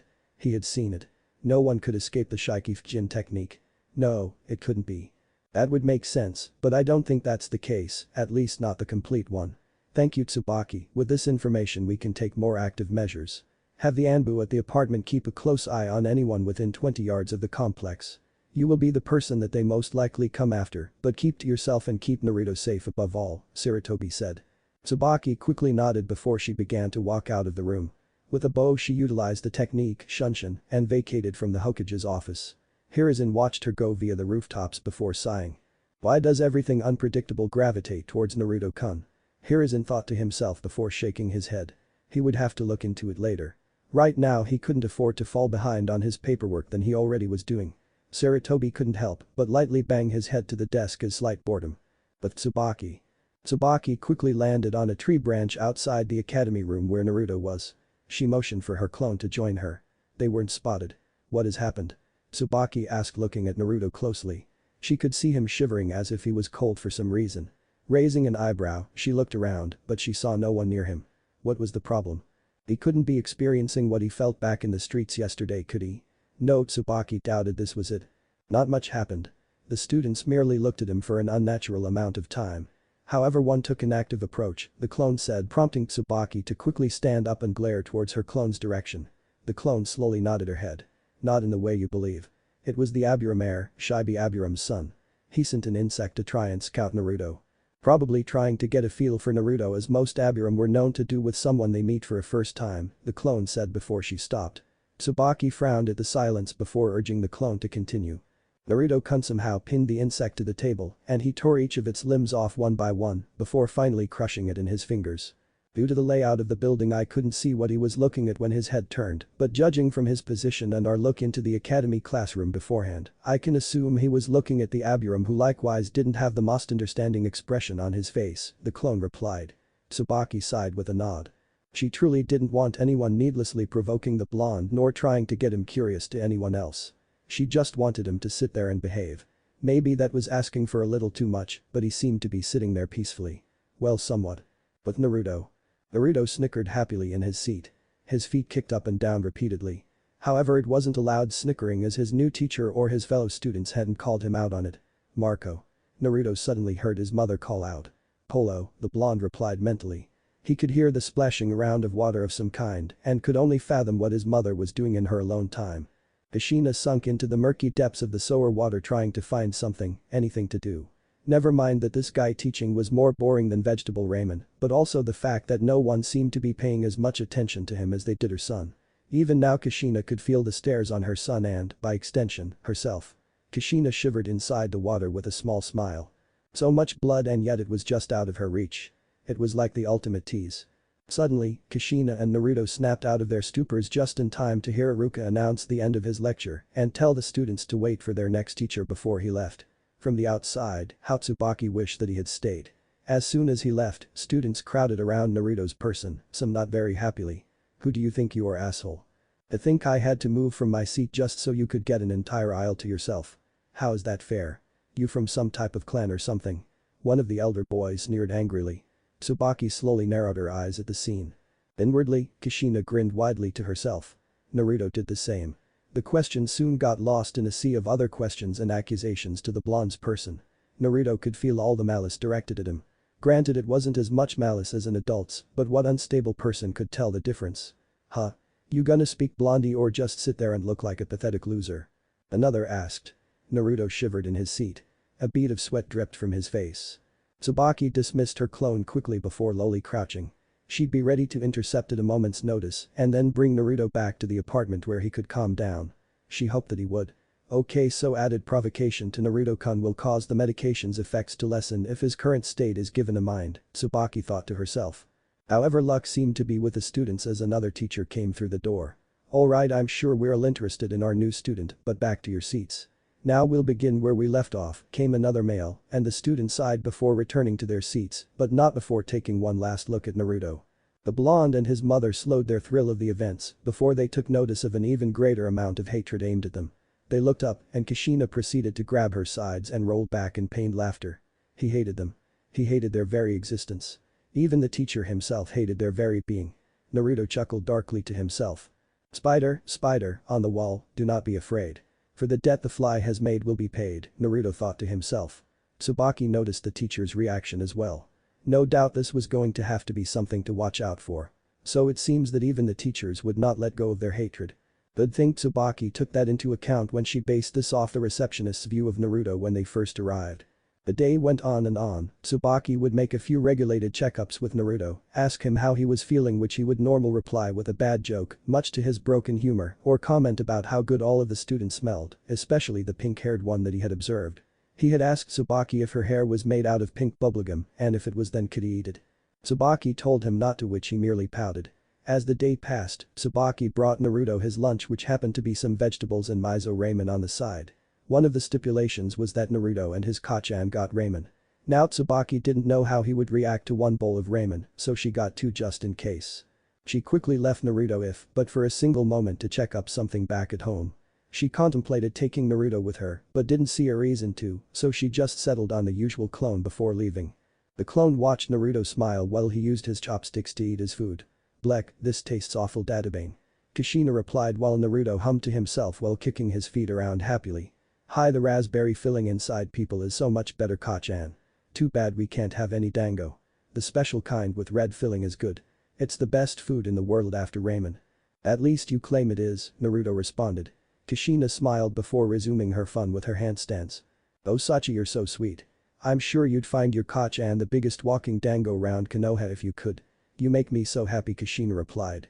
Naruto soaked in the warmth of his mother's words before moving on to his ramen. He slurped up the noodles quietly while listening to his mother's ecstatic praise of the ramen god and his blessings, which only served to make Naruto laugh even more. In time, Tsubaki returned and she watched the rest of the classes resume. Time seemed to pass by for her slowly as she watched Naruto's reactions. However, as the last class period came, Tsubaki could only find herself cursing. "Alright class, we will now begin the subject of Taijutsu," came the voice of another instructor, one with white hair. Tsubaki knew him instantly. Back when she was a chunin, this was her lover, now eternally her former lover Mizuki. If Tsubaki were honest, she held no feelings about leaving the white-haired chunin. He always seemed off to her, and Tsubaki's instincts were always sharp, which she led herself to believe. Which is why she also noted the glare towards Naruto's person, that he was plotting something. Great. Hand-to-hand combat. What should I do now? The medication's almost wearing off and Naruto-kun's getting back to his old self. He's starting to laugh loudly, drawing attention to himself, and he's staring at the damn students like they're all going to attack him and he's going to defend himself violently. Shit, no matter what, I can't let them hit him. If they do, I don't know what his state of mind will be after this, Tsubaki thought to herself as she watched the students move around. Now I suggest we all do some light sparring. You have all been quick to learn the academy style of Taijutsu, so why not put theory to application? And how about we all give the new kid a test to see what he can do? Now remember everyone, he hasn't learned the academy style, so go easy on him, Mizuki called out. Kushina could practically hear the disgust in his tone, which only served to make her blood rise to the challenge. She wondered how this man's blood tasted. Would it take like a raspberry-filled dango? Kushina hoped so. Kacchan will protect her son. From all the bad people. Kacchan will make sure her son is loved and protected. She will squash the bad insects in her way, Dadabane, Kushina thought to herself. Tsubaki watched Naruto appear at the mat staring directly at Mizuki. "Gomen Chunin-sensei, but I promised handler Onichan that I wouldn't fight with anyone." Naruto promised. "He promised that he did, Dadabeo," Naruto responded. Mizuki raised an eyebrow and so did Tsubaki. When she had asked for him to not fight, she had felt it to be in the confines of non-official fights, such as behind the school encounters or street fights of that sort. However, it pleased the ex-Anbu that her handlee was handling himself accordingly. However, Mizuki wasn't so understanding. "Now Naruto-kun, I know you're scared, this being your first time and all, but don't think of this as a fight, but rather as a light spar between friends," Mizuki said, plastering the fake smile on his face. Tsubaki narrowed her eyes. Unlike this morning where his eyes were low and focused, now they had a rather high and dilated look. Naruto's eyes couldn't seem to stay still, as if he were looking at everything around him for the first time. Everyone seemed to be looking at him in earnest, especially the dark, cold, stern glare of a raven-haired young man with black eyes dressed in a dark blue shirt and white pants. "Friends? I have never had friends, Chunin-sensei. Well, I have one friend. My Kacchan," Naruto stated happily. Kushina gave a wide smile across her face. However, let it be known that what Tsubaki thought about children was true. They were rude, disrespectful, and very much inconsiderate. Hell, listen to that guy. What a mama's boy. Does she tuck you in at night and read you bedtime stories? One boy mocked. Soon an ensuing laughter came. Slowly Kushina's smile left her face before being replaced with a deep frown. This laughter, it was malicious. It reminded her of the laughter of that much noise. There was too much noise. Kushina's red hair shadowed her eyes. The hair that was said to be so beautiful when she was alive sprawled out across the wet floor as Kushina shivered. They were making fun of her son. They were hurting her son with their words. Kushina snickered as her hands clenched. "Dango. Sweet red jam-filled dango. Oh Sachi, I'm sorry I couldn't protect you. I will now. Kill them, honey. Kill them for the delicious filling inside." Kushina cackled. Suddenly, before anyone could blink, Naruto appeared in front of the boy and grabbed his head. The boy shivered as Naruto's painful smile stretched across his face before the two looked into each other's eyes. The rest of the children widened their eyes to the speed the blonde used before they heard Naruto chuckling slightly. "Kacchan says that you smell good. She says you smell just like a dango with red jam inside," Naruto replied swiftly. The boy widened his eyes as he was forced to staring into the maddening eyes of Uzumaki Naruto. "Who is this guy? He's insane," came the thoughts of the young dog owner, while the other children were quickly having the same thoughts. A good most of the clan heirs kept their distance, merely observing the entire ordeal. Meanwhile, Mizuki frowned at what Naruto had said. He stared at Naruto firmly, making Naruto's grin go even wider. "So would anyone like to challenge the new kid?" Mizuki asked with a bright smile. The academy teacher had no way of knowing why the Kyuubi Jinchuriki was attending the academy after appearing right out of the blue, but he had no problem in trying to see how he could use the blonde to his advantage. As Mizuki waited, he suddenly heard whispering as Tsubaki watched Naruto clench and unclench his hands. Cursing, Tsubaki shook her head, she'd deal with the reprimands later. None of the kids seemed to want to get up before she made herself known. Chun and Mizuki, all of the children stopped and turned around. Mizuki looked up before he found a familiar sight that forced him to remember a lot of unwanted thoughts. He watched as Tsubaki dropped to the ground with a light glare. "Ah, Tsubaki-san, how have you been? I haven't seen you in a long time. What have you been up to?" Mizuki asked, and Tsubaki could clearly sense the malice behind his words, but she didn't let them bother her very much. "That is not your concern right now, Mizuki. I am here to pick up Naruto-kun and take him home," Tsubaki said, quickly moving her way through the crowds of children. She could tell that Naruto was getting excited, too excited to continue to be around the class. It was time to take him home and continue with their day. Tsubaki would handle his training from now on, well, anything having to deal with sparring anyway. The academy would never have its class using ninjutsu against each other, so that was probably fine. Take him home? But this is the last class. Plus this is Naruto-san's first day. I'm sure he wouldn't want to miss his first lesson, Mizuki replied as he watched Tsubaki gently touch Naruto's shoulders. "Naruto-kun, it's okay. There is dango with red jam back at the apartment. We can go get some," Tsubaki replied. Naruto's hand shivered over the frightened academy student's face. The large grin on his face and the wide eyes never left his stare as the two looked at each other. Everyone watched Naruto lick the lower portion of his lips. The world crumbles down. Flies swirl around the dead corpse. The demon claws at the throat. White masks. The white masks. So many white masks. Surrounding him. They surrounded him. No escape. He had no escape.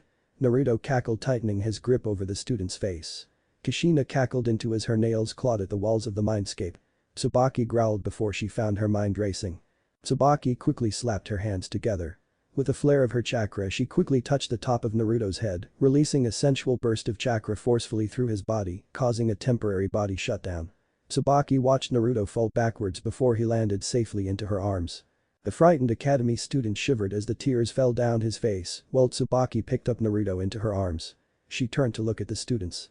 "If your parents could see you all right now, then they would be sorely disappointed. You'd all better shape up. This kind of disrespect towards your fellow classmates will not be tolerable once you're shinobi. Remember that," Tsubaki said before she quickly utilized the shunshin and vanished from the area in a puff of smoke. The kids watched her disappear with wide eyes. Mizuki blinked before a deafening silence came over the class. Yes, well anyway. Since Naruto-sen isn't feeling well, then we will move on. Shino Aburam vs Kibit and Yuzuka. Ino Yamanaka vs Hinata Hyuga. Sakura Haruno vs Ami. Sasuke Uchiha vs Shikamaru Nara, and lastly Choji Akimichi vs Sora. Mizuki continued to read off his list of students as one by one, the children began to stand to their feet and walk to separate mats to begin their sparring. However, Mizuki couldn't take his eyes off the lone boy who was still crying and shivering from his place on the ground.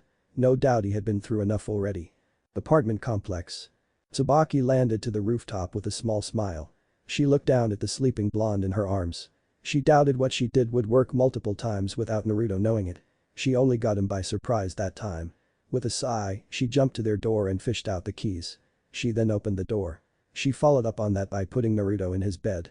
She pulled the covers over his body and proceeded to lean back into a chair. Here she was, an Anbu, and yet already exhausted from merely watching her handle for one day. Hokage-sama, is this really a good idea? Tsubaki thought to herself. Shaking her head, she turned to leave and gently closed the door. After some time, the sun slowly started to set over the horizon, leaving the village in the evening setting. It was during this time that Naruto slowly opened his eyes and took into account his room. The large grin returned to his face. What happened to the early bird who got the worm?" Naruto suddenly asked. He quickly heard a separate but tired laughter. Kushina slowly leaned up as she rubbed her eyelids. "I don't know, sweetie. What happened to the early bird who got the worm?" Kushina asked, smiling as she looked at a reflection in the murky sewer water. "The worm ate his intestines and killed him from the inside at night," Naruto proclaimed. "Ha. Kushina laughed as she rolled her clothes along the wet floor while Naruto kicked his feet into his sheets. The two continued in their merriment for some time before they heard Naruto's door open, revealing Tsubaki. "I see you're awake, Naruto-kun. That's good. I'm sorry I had to do what I did to you," Tsubaki said while Naruto's laughter calmed down significantly to slow and steady giggles. Gomen Handler-chan, I didn't behave, Naruto stated, the soft smile showing a twitch in his face. Tsubaki approached cautiously before sitting on side of Naruto's bed. Very well, since you're honest then I will let it slide this time Naruto-kun, especially since this was your first day and they provoked you unnecessarily. However I want you to promise then you will not do this ever again. Remember that you agreed to Hokage-sama's conditions that you and Kachan would behave, understand? Tsubaki asked. Naruto grinned widely and nodded his head quickly. Tsubaki nodded with a sigh before getting up. I have instructed your teachers to not disturb you for a little while. I do not think you should go back there so soon after today. Now Naruto-kun, I made dango for you, me and Kachan, Tsubaki said, and she watched Naruto's face turn to her. Kushina licked her lips before she jumped into the air shouting dango over and over again. She even decided to do some backflips to celebrate. However Naruto-kun, I want you to know that we will have to train. I don't think I can trust the academy students to intentionally hold back against you. Naruto, no matter what happens with us tomorrow, you must remember that I will never intentionally hurt you. Do you understand? Tsubaki asked. Naruto and Kushina suddenly stopped laughing and smiling. Their eyes seemed to harden and a certain thrill made their blood jump. You won't hurt me. Kachan has never let anyone hurt me in 4 years. Ever since Kachan came I haven't been hit or beaten. Kachan protects me, Dadabeo, Naruto claimed, and Tsubaki narrowed her eyes. Could that have meant that whoever was protecting Naruto had been doing it for 4 years? Killing any civilian who did harm to him no matter how small. Tsubaki shuddered at the notion. I understand that Naruto. Very well, let's see if Kachan can help us tomorrow. I'll show you stances and then we'll judge your reaction time. If Kachan is able to protect you then we'll figure something out for that too, Tsubaki said with a disarming smile. Whether Naruto took it or not she didn't know, but she really hoped it was the former. I have dinner ready so come with me once you're ready, Tsubaki stated. Naruto watched her leave, his eyes taking in her form like a big target were painted on her backside. Kachan will protect you Sachi. She swears at Databane, Kushina quickly proclaimed. Naruto nodded brightly before jumping to his feet and walking out of his room to go eat. Next morning. In the fields, out near training ground 19, Tsubaki and Naruto sat on the tall grass. Both had woken up early in the morning to get started. Tsubaki did the quick routine of washing and dressing Naruto before fixing his breakfast. The two then headed out, but not before Tsubaki set things up beforehand. Tsubaki had notified both the Hokage and a few Anbu about what she and Naruto would be doing. Sarutobi came a bit of reluctant consent before hearing Tsubaki's plan. Around the forested area were at least 5 or 6 other Anbu besides Tsubaki. In the event that Naruto lost himself and somehow, albeit it highly unlikely, killed Tsubaki, then the remaining Anbu would sedate him and place him back in Konoha's mental facility until further notice. However unknown to Tsubaki, Naruto could also sense the Anbu. Tsubaki was confused by the maddening grin on his face, but she chalked that up to something else. Now Naruto-kun before we begin, what can you tell me about chakra? If you know what it is at all. Tsubaki asked slowly. Oh, I know. Chakra is that thing Kachan sucks out of people's bodies who attack me before they fall to the ground. Naruto stated happily and somewhat innocently. The Anbu surrounding the two raised their eyebrows in surprise, but Tsubaki didn't give anyone the signal to do anything, so no one moved. Does this person has the ability to steal chakra? I'll have to look into this, Tsubaki thought to herself before finally registering Naruto's answer. She responded by shaking her head negating Naruto's answer. Naruto pouted before Tsubaki straightened herself. Naruto-kun, chakra a person's life force. It is the molding of physical energy, which is present in your body, with your spiritual energy from your mind. Follow me? Tsubaki asked. Naruto tilted his head to the side. Chakra everywhere. Chakra, must be bare. Mix of 1, mix of 2. Drink it down or you get the flu. Kushina sang to herself as she rocked her body back and forth, lightly snickering to herself from her own joke. Naruto-kun, do you know why I didn't have you take your medication today? Tsubaki asked. I wouldn't be tired and got to play right. Naruto asked happily. Tsubaki slowly nodded before standing to her feet. That is correct. We will get to play for a long time, Tsubaki said, and Naruto nodded giddily. Naruto hopped to his feet and turned waiting for her to play with him. A simple punch should be enough to get started. If he's got good street instincts like I think he does, then he should be able to dodge this relatively easily, Tsubaki thought to herself. She quickly nodded before swiftly throwing out a punch in Naruto's direction. The wind suddenly picked up blowing blades of grass and leaves through the air. The Anbu stiffened if only slightly. Tsubaki widened her eyes. Right between her fist and Naruto's face was a single white chain. Kushina frowned from her position on the waters. Tsubaki watched a smile on Naruto's face slowly turn dark and twisted, almost maniacal in a sense. What is this feeling? Is head draining my chakra? Tsubaki thought to herself before retracting her fist. She felt the pull quickly fade away. I will protect Ka-chan, Naruto replied heatedly. How he managed to unleash this amount of bloodlust all while the grin stayed on his face was Tsubaki's main concern. Tsubaki took notice of the way his hands started to move forward. She also watched the chain dance around his body protectively. Tsubaki could feel his intent. He was going to try to kill her for what she had done. The Anbu seemed ready to move, but Tsubaki held up her hand. Impressive, Naruto-kun. Tsubaki responded happily. Naruto's hand suddenly twitched to a pause before he looked at the smile on her face. Tsubaki had to erase her intent. Naruto seemed to instinctually respond to a person's intent. She quickly erased it with praise. Kushina rose an eyebrow before both heard Tsubaki clapping. Just keep clapping, lower the intent until he felt calm and safe. Tsubaki watched carefully until she noticed visible signs that Naruto's body had relaxed and taken itself out of some natural defensive stance. Naruto withdrew his hand and the chain quickly disappeared once again, however Tsubaki didn't drop her guard. It seems that subconsciously you already have some idea of chakra and how it works, Tsubaki stated. Naruto blinked a few times and Tsubaki noted the lightness that his eyes seemed to exude. Okay, we've got him calmed down now. As I suspected, he's been treated so poorly that he's somehow able to react to the intent within a person if it means to do him harm, but how should I train him then if he takes every move like it's going to kill him? Tsubaki thought to herself before she took notice of Naruto's wide grin. The chain suddenly appeared. Tsubaki frowned. Nah, let's play some more Anbu-chan. Let's play some more. Naruto chuckled as the chain instantly reappeared and launched itself at a person. Tsubaki quickly jumped back as the chain bashed itself into the ground, creating a loud thud. Naruto-kun. Tsubaki called out. The Anbu in the trees stiffened as Naruto laughed. Inside the mindscape, Kushina grinned widely while her fingers clenched painfully into her skin. More. More. Play more Anbu-san. Play with Sachi more Databane. Play. Tsubaki quickly drew out a kunai to combat the chains. The sounds of metal hitting metal became apparent throughout the training ground. Sparks fell along the ground. Such force. How is he manipulating his chakra like this? Tsubaki thought to herself. Quickly swirling her body, she pushed the chain's momentum upward, allowing her the freedom to move away. Naruto cackled as he clutched the sides of his head. Na Anbu-chan, can our Anbu Naichans and Nichans join us? We can all have fun with Ka-chan. Naruto said and Tsubaki quickly took notice of the chain flaring itself. Almost instantly it was coated in lightning causing it to cackle. Naruto moved his hand wildly manipulating the chain with Kushina's help as the metal bashed against the ground, sending short burst of Raten chakra through the ground. Tsubaki took a deep breath before she shuddered in realization. He believes this to be a game. Okay, I can capitalize on that, Tsubaki thought to herself. Tsubaki soon snapped herself out of her stupor just enough to dodge a second chain. The handler widened her eyes at the mere speed that the chains exuded. She'd have to act fast. Tsubaki looked up and noticed Naruto was still on his spot before holding up his hand. Rensa no Mai chain dance, Naruto uttered and Tsubaki watched the first and second chain intertwine together. The chakra flared brightly making Tsubaki close her eyes.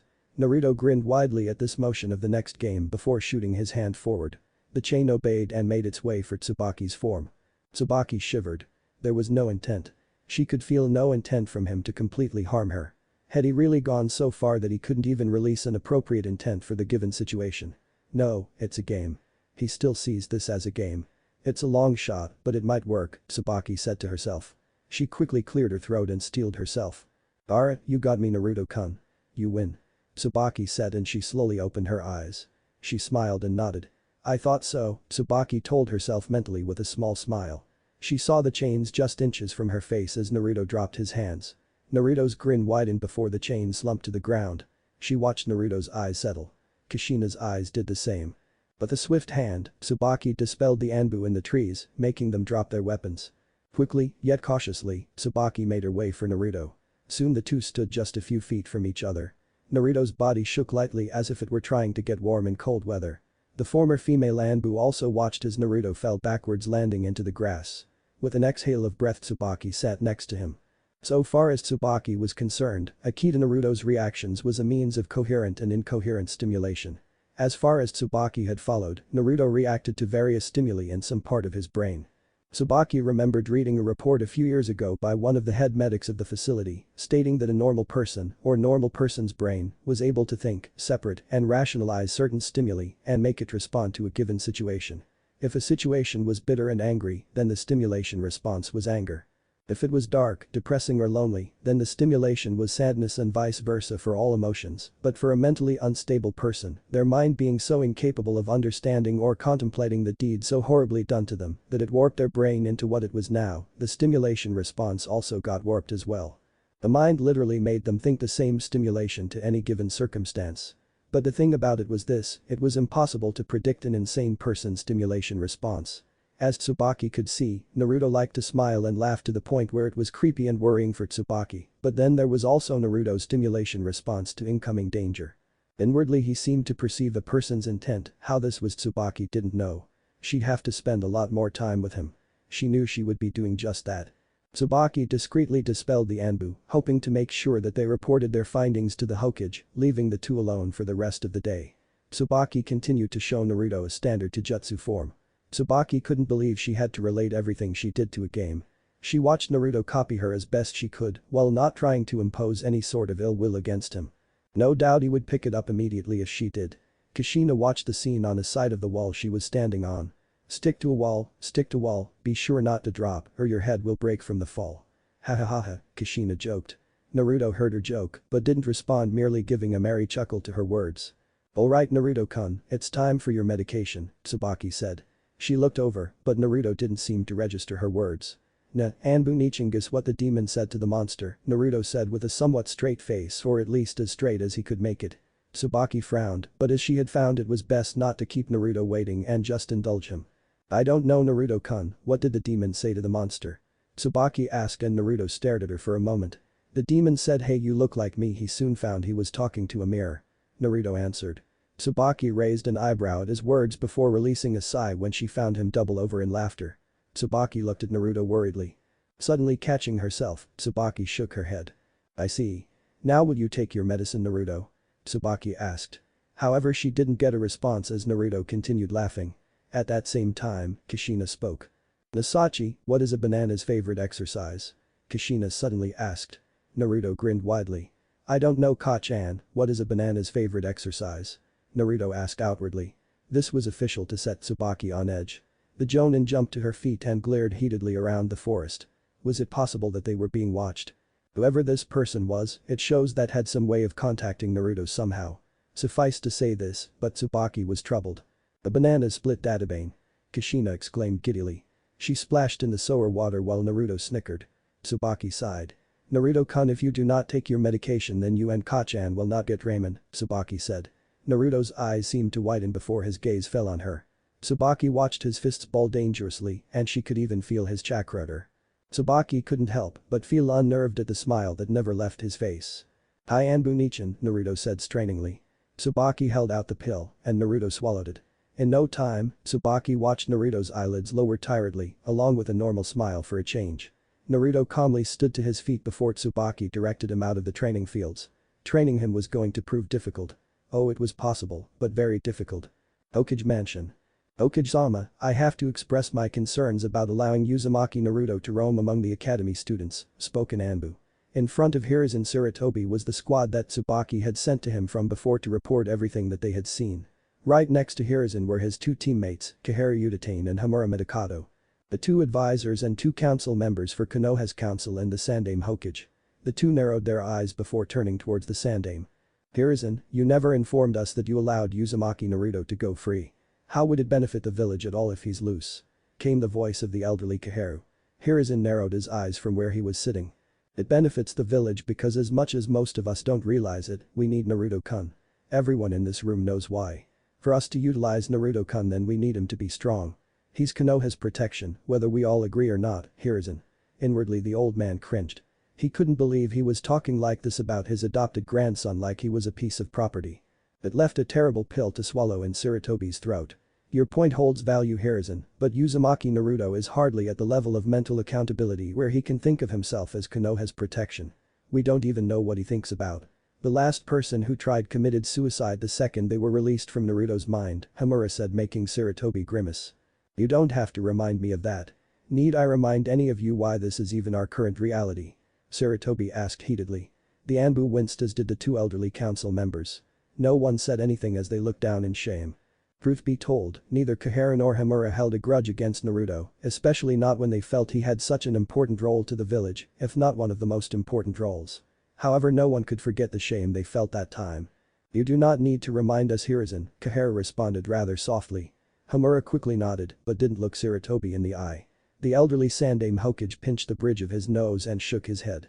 "Besides, I have one of our Anbu Black Ops' most capable shinobi guarding him, Kizuna-san," Sarutobi said. Quickly Koharu and Homura looked towards their village leader in utter surprise. "Kizuna. Hokage-sama, I am willing to admit that you are right in that we need Naruto-kun, but are you sure that this is a good idea? Kizuna-san has always been chilled, I say, tense, with attention to things like this," Koharu said, and Hiruzen could tell what she was talking about. Kizuna wasn't exactly the nicest person in the Anbu, a lot considered her downright stiff and incapable of caring about anyone but herself. Kizuna was very cutthroat. "And who would you have me use? Do you know anyone in the Anbu who could deal with Naruto-kun like Kizuna-san?" Sarutobi asked. The two elderly looked to be very in thought. There were about 3 former Anbu that could have done it. Sadly, one of those 3 was dead, the other went rogue, the last Onicle didn't take the pressure anymore and quit. It was disheartening, but Kizuna was the only one who could do it. Well, anyway, Hokage-sama, Kizuna-san also wonders about Uzumaki Naruto taking the Taijutsu classes. She pulled him out before things got out of hand yesterday and would like your orders regarding Uzumaki Naruto's placement in Sparring with his fellow students, another of the Anbu replied. Koharu and Homura frowned before turning towards the Sandaime. Hiruzen looked to be in grave thought. No matter how much he felt Konoha needed Naruto in this trying time, he couldn't subject the next generation to the blonde's ways. The village would have Naruto's head or Naruto would have their heads either or, and Sarutobi didn't want either. Well, as far as Sarutobi remembered, ever since that incident 6 years ago, Naruto hadn't received a single injury to his person. None via ninjutsu, jinjutsu or taijutsu, some even by experienced shinobi, though those shinobi were easily caught and detained. Everyone watched the Sandaime lean forward. "Is taijutsu his last class?" Hiruzen asked, and the Anbu quickly nodded. "Hi, Sandaime-sama. Taijutsu is always the last class for the students to take before they go home," the Anbu responded. Hiruzen nodded before sighing. Shaking his head, everyone could see that he didn't wish to discuss this issue any further.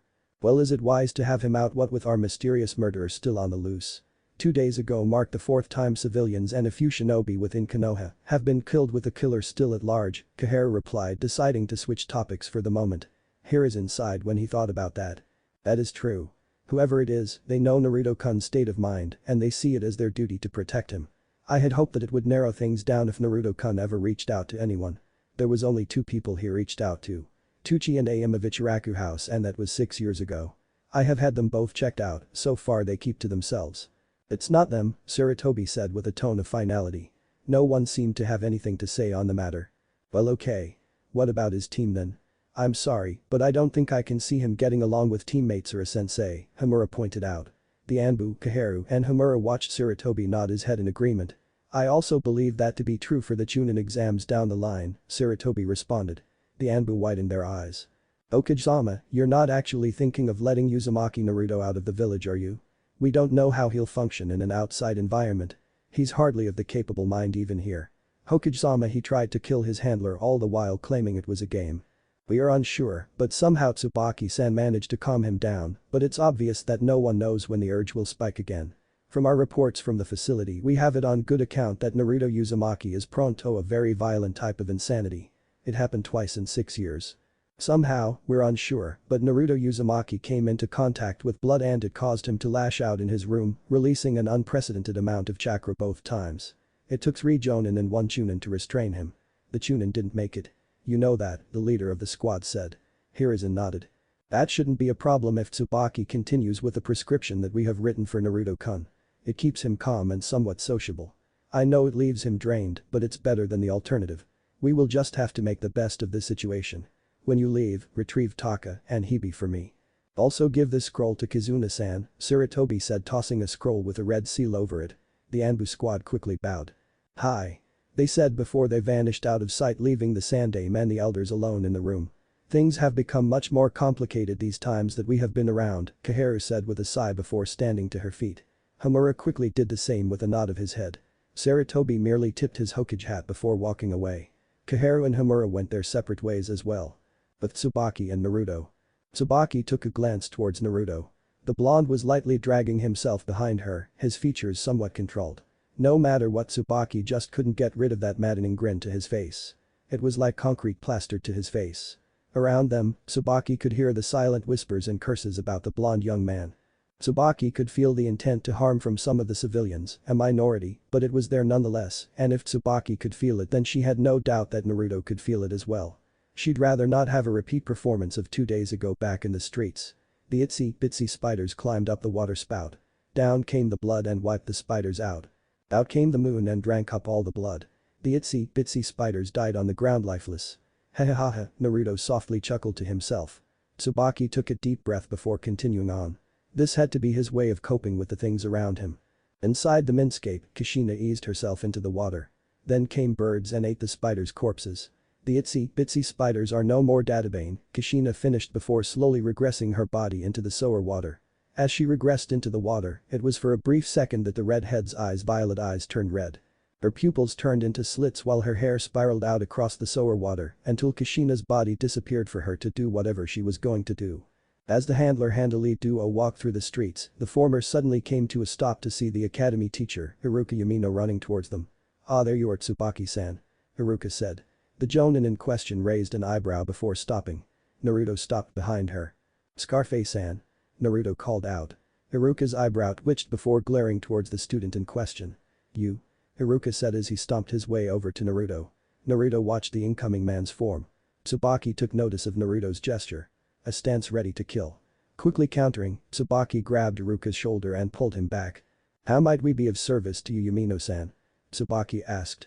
Aruka seemed confused for a second before taking a deep breath to calm himself. Yes, anyway, I have been sent out to collect Uzumaki Naruto. He's not been in the academy all day and we were worried that he ditched," Aruka stated.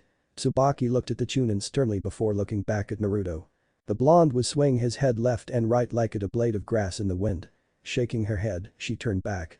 "I see, well don't worry. He has not ditched. After yesterday's Taijutsu incident I felt it prudent that he not attend today, giving him and the students the time to settle," Tsubaki replied professionally. Aruka blinked before chuckling sheepishly. "Ah, I see. That's right, Mizuki did tell me about that incident. Well, I guess you're right. I guess the pressure got to him," Aruka said. Tsubaki managed to raise an eyebrow at his words. He wasn't exactly wrong, but not particularly right either. "Rest assured, he will be in class tomorrow," Tsubaki replied. Aruka gave a swift nod before he noticed Tsubaki turn around. "Come Naruto-kun," Tsubaki said. Naruto didn't give any indication that heard her order other than moving his feet in conjunction with her own as the two continued through the streets. Aruka watched them leave before sighing. However, as he looked back in their direction, he noticed that Naruto's eyes seemed to be looked on him. Aruka involuntarily shivered at the dark intent behind them. It was like Aruka was staring into the depths of his own consciousness. He stood at the very edge of the cliff known as his sanity, just waiting to fall into the dark abyss below known to only the select few. Aruka wasn't sure, but he thought he saw someone behind the young blonde. As Naruto's eyes focused on him with that sickeningly happy smile on his face, he thought he saw a red woman hovering over Naruto's body. Chains bursted from the ground and danced around Naruto's form. One chain actually grazed his cheek sensually before the woman bent over his shoulder. Her eyes never broke contact with Aruka's before she placed a small motherly kiss to her son's cheek just before whispering something into his ear. It must have been good because Aruka watched Naruto's grin widen, almost painfully. Naruto's mouth opened. "Ah-chan likes you, Scarface-san," Aruka thought he heard Naruto say in a warped, almost undefined tone. Quickly Aruka shook his head and rubbed his eyes. He opened them and noticed that Naruto was gone, and so was Tsubaki. Aruka was standing in the middle of the streets as civilians began to pass him one after the other. Aruka looked down, and he noticed his hands and legs shaking, twitching uncontrollably. A bead of sweat dropped from his face and to the ground. Aruka's legs soon followed as he dropped to his knees almost gasping for breath. Meanwhile, Tsubaki and Naruto continued to walk through the streets at a somewhat strained pace. Tsubaki couldn't help eye Naruto. He did something. She didn't know what, but she just felt it. The grin on his face was a sign of that. Given that he had taken his medication, that grin shouldn't have returned for a few hours, and it was only half past the previous hour. Shaking her head, Tsubaki opted not to comment. He hadn't done anything so she wouldn't say anything unless it became an issue. Looking to see that they were just a few feet from the apartment complex, Tsubaki turned around. "Alright Naruto-kun. We're here. Now let's," Tsubaki stopped and narrowed her eyes. She didn't have to look behind herself to know that the ambu she sent to the Hokage was back to her. Taking a deep breath she sighed. "I take it that Hokage-sama has replied?" she asked. The Anbu didn't say a word, merely tossing the scroll to her. Tsubaki effortlessly grabbed it before she watched the Anbu disappear. A red sealed scroll. The sign that this wasn't meant to be read outside. "Let's go, Naruto-kun," Tsubaki said, opening the door. Naruto quickly followed inside. The handler handily duo passed the receptionist's desk. The landlord disguised Anbu and Tsubaki gave a knowing glance to each other before Tsubaki was out of sight. The two climbed up the stairs before making it to their door. Tsubaki fished out Naruto's keys from her pockets and then proceeded to open the door. Both walked inside.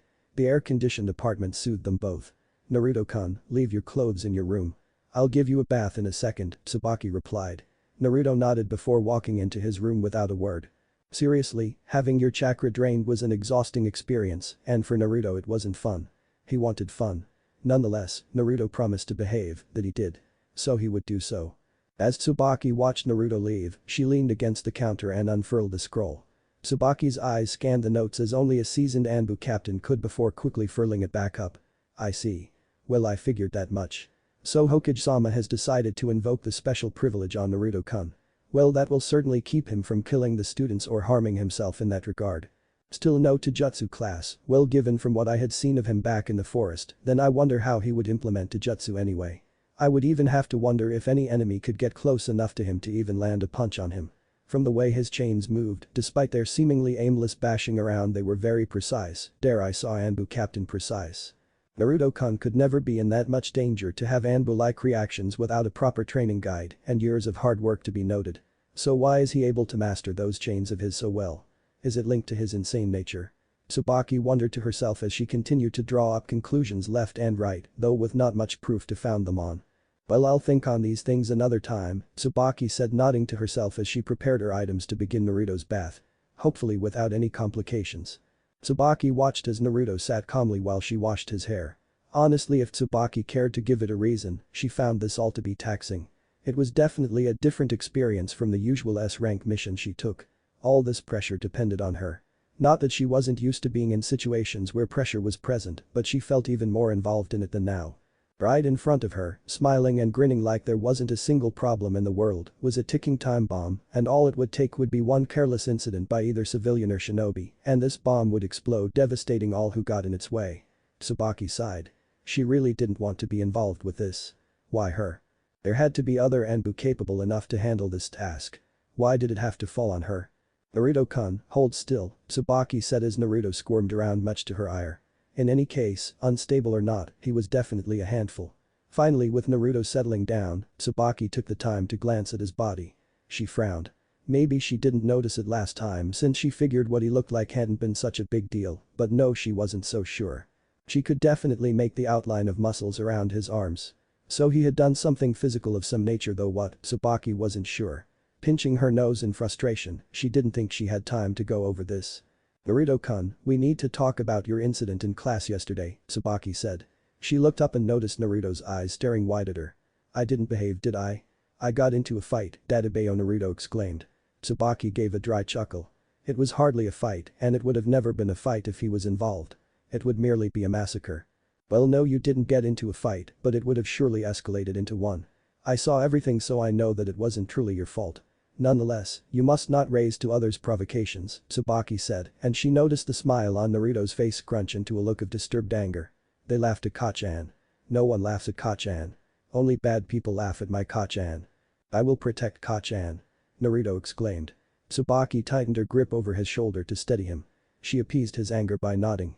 It was only with his mention of the person known as Kachan that she remembered of the person that was out in the village, probably watching them, observing them. "I agree. No one should make fun of your Kachan or whoever," Tsubaki did agree. She actually knew that all those kids, if they had been orphans just like Naruto, was then they would crave a parent's attention almost desperately. You never know what you have until it's gone. However, Naruto-kun, they don't understand that you find your Kachan special. For kids, parents are supposed to be annoying or irritating. That is why they made fun of you. However, Naruto-kun, do you find your Kachan special?" Tsubaki asked. Naruto instantly nodded. "Hi, Kachan is Kachan. Kachan is the best Kachan in the world," Naruto replied. Kushina's face brightened as she hung from the ceiling of the soar-like mindscape. "Oh, Sachi. I love you too. You're the best Sachi in the world." Sachi. So Kai. Soup chicken. Kushina contemplated to herself. The ex-Anbu captain laughed to herself as her hair flailed around in the air. Seeing his agreement, Tsubaki nodded. Then it should not matter to you what others think. Also Naruto-kun, I didn't mean for you to take my instructions so literally, but that is my fault for not specifying. When I told you not to fight, I meant do not fight outside of the academy teacher's instructions. But I'm glad that you listened to me. Just try not to get riled up, Tsubaki said. Naruto nodded quickly as Tsubaki finished pouring water over his body, then proceeding to dry him with a towel. That being said, then I supposed it doesn't matter anymore as you won't be taking taijutsu classes. Instead you, and by extension I, will be attending something else. I wasn't notified of what, but I'm sure we'll find out tomorrow, Tsubaki replied. Naruto merely nodded with that same wide expression on his face as Tsubaki helped him put on some clothes before walking out of the bathroom. Nighttime. Tsubaki finished the dishes of her and Naruto's dinner. Naruto was seated on his couch watching TV with an amused expression. The same could be said for Kushina as she watched a small screen with various advertisements. Tsubaki sat behind Naruto and read a book. For once, the complex was quiet. However, it wasn't long before that quiet was broken as there came a knock on the door. Naruto, Kushina, and Tsubaki broke their gazes from their respective sources of entertainment. The knock on the door came twice. Tsubaki frowned. She could feel from the chakra signature outside that this person wasn't any of the Anbu residing in the apartment to help her keep watch over Naruto. No, this person was a Chunin. But how did they find this place? Tsubaki never gave out the information of the apartment complex. Hell, she didn't even give out this room number. Naruto-kun, stay here, Tsubaki whispered. Naruto grinned but nodded while Tsubaki stood to her feet. She walked over to the door before discreetly taking out a kunai while she placed her hand on the doorknob. Tsubaki slowly opened the door. "Greetings Tsubaki-san," came the kind voice making Tsubaki narrow her eyes. "What do you want, Mizuki?" Tsubaki asked, opening the door only slightly to see the academy teacher and assistant to Aruka Yamino in front of her face. The white-haired Chunin offered her a somewhat wide smile. "Well, Naruto-san wasn't in today, so I just wanted to see how he was doing and give him his homework," Mizuki replied. Tsubaki frowned quickly before folding her arms. "How did you find this apartment?" she asked icily, making Mizuki shiver slightly. However, he quickly reined himself in just in time. "Well, all teachers are given the locations of their students, Tsubaki. So we can better keep tabs on them, or if we need to notify their parents of any concerns," Mizuki replied. As soon as he finished that reply, Mizuki found a kunai to his throat. "I will admit that we had history, Mizuki, but the only way you could know about this apartment is if Hokage-sama himself told you about it," Tsubaki glared. "And no, I'm serious, Tsubaki. All teachers are given the locations of their students. Aruka and Suzume-san have this location as well," Mizuki stammered, backing away from the sharp look in Tsubaki's eyes. He held his hands up in a non-threatening manner. Tsubaki tightened her grip over her kunai. "Stay your hand, Tsubaki-san. He's telling the truth." "I allowed him to pass." Tsubaki turned and took notice of the Anbu-disguised landlord. He gave a small nod to her before Tsubaki withdrew her kunai from Mizuki's throat. "Well, this all could have been avoided if you had informed me of this beforehand," Tsubaki replied, standing up straight. She then took the books from Mizuki before turning around. "There. You have done your duty, now leave," Tsubaki ordered. Mizuki just chuckled nervously before sighing. "Tsubaki, I know how wedded things wasn't the best and you have every right to be mad at me, but I'm just doing my best to look after Naruto-san," Mizuki said. Tsubaki snorted at his words. She didn't have the time to waste being angry with him. Too many other important things had to be done than dealing with him. "Mizuki, if there is nothing more that I strongly dislike than anything else, then it would be your hypocritical nature. Please don't pretend to me that you seek the best for Naruto.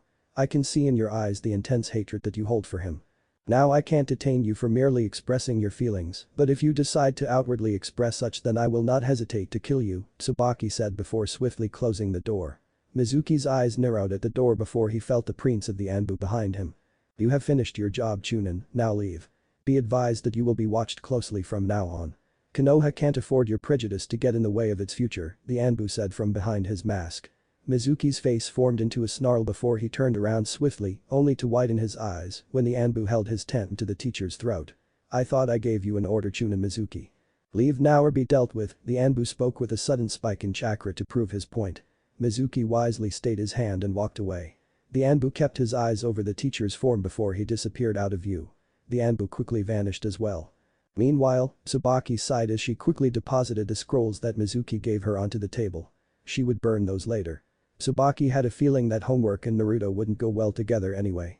"Naruto-kun, time for your medication," Tsubaki said, and she watched Naruto's smile twitch for a second before he appeared at her side.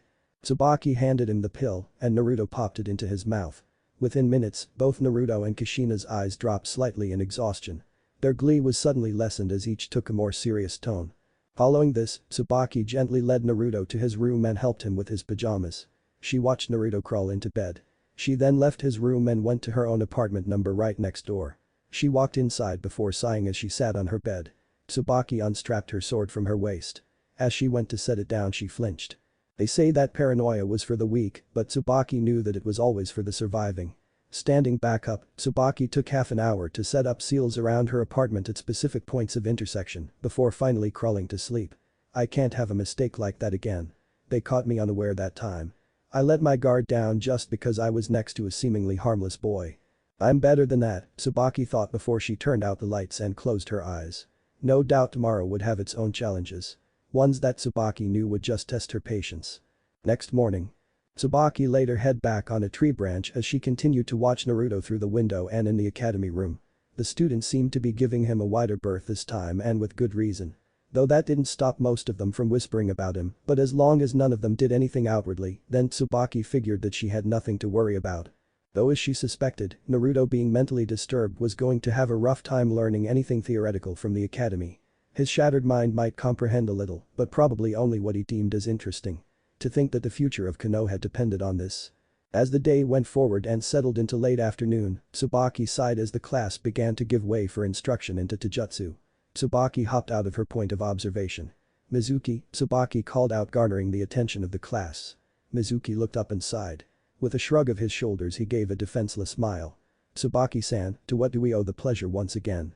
Mizuki asked while Tsubaki folded her arms. "I'm collecting Naruto-kun. That is all," Tsubaki replied. The children and clan heirs watched as Naruto stood to his feet. "Why doesn't he have to take Taijutsu while the rest of us do? How is that fair?" Came the voice of the Inuzuka clan head's son. More than a few kids seemed to agree with him. "I have no obligation to tell you, academy student," Tsubaki replied as Naruto came up to her without question. "I bet he sucks." "That's it, right? He just sucks. Though I don't blame him, I wouldn't want to fight me either, right Akamaru?" asked the clan heir, Kiba Inuzuka. In response to his question, Akamaru barked happily. "Is that so? Well, a little piece of advice, academy student. Keep the bravado, and your death will be a quick one with no questions asked," Tsubaki replied. Soon the class began to roar in laughter, while the Inuzuka male blushed and snarled to himself. "Troublesome, you really are all talk, aren't you, Kiba? Why would you want to go and mess with someone like that anyway?" Came the voice of the Nara clan head's son. The lazy look in his eyes easily took after his father. "Shut up, Shikamaru. I could beat him easily. I bet even he knows it." Kiba snapped, making Shikamaru roll his eyes. "Are you kidding? The guy laughs to himself constantly in class, though no one says anything to him, plus that creepy smile never leaves his face. It's like it's glued on there or something." "Talk about creepy," came the voice of the Yamanaka clan head's daughter, Ino Yamanaka. The other students silently agreed. However, one was watching the blonde's retreating form. His eyes like a hawk tried to pierce into the blonde's body. "Alright, all of you, quiet.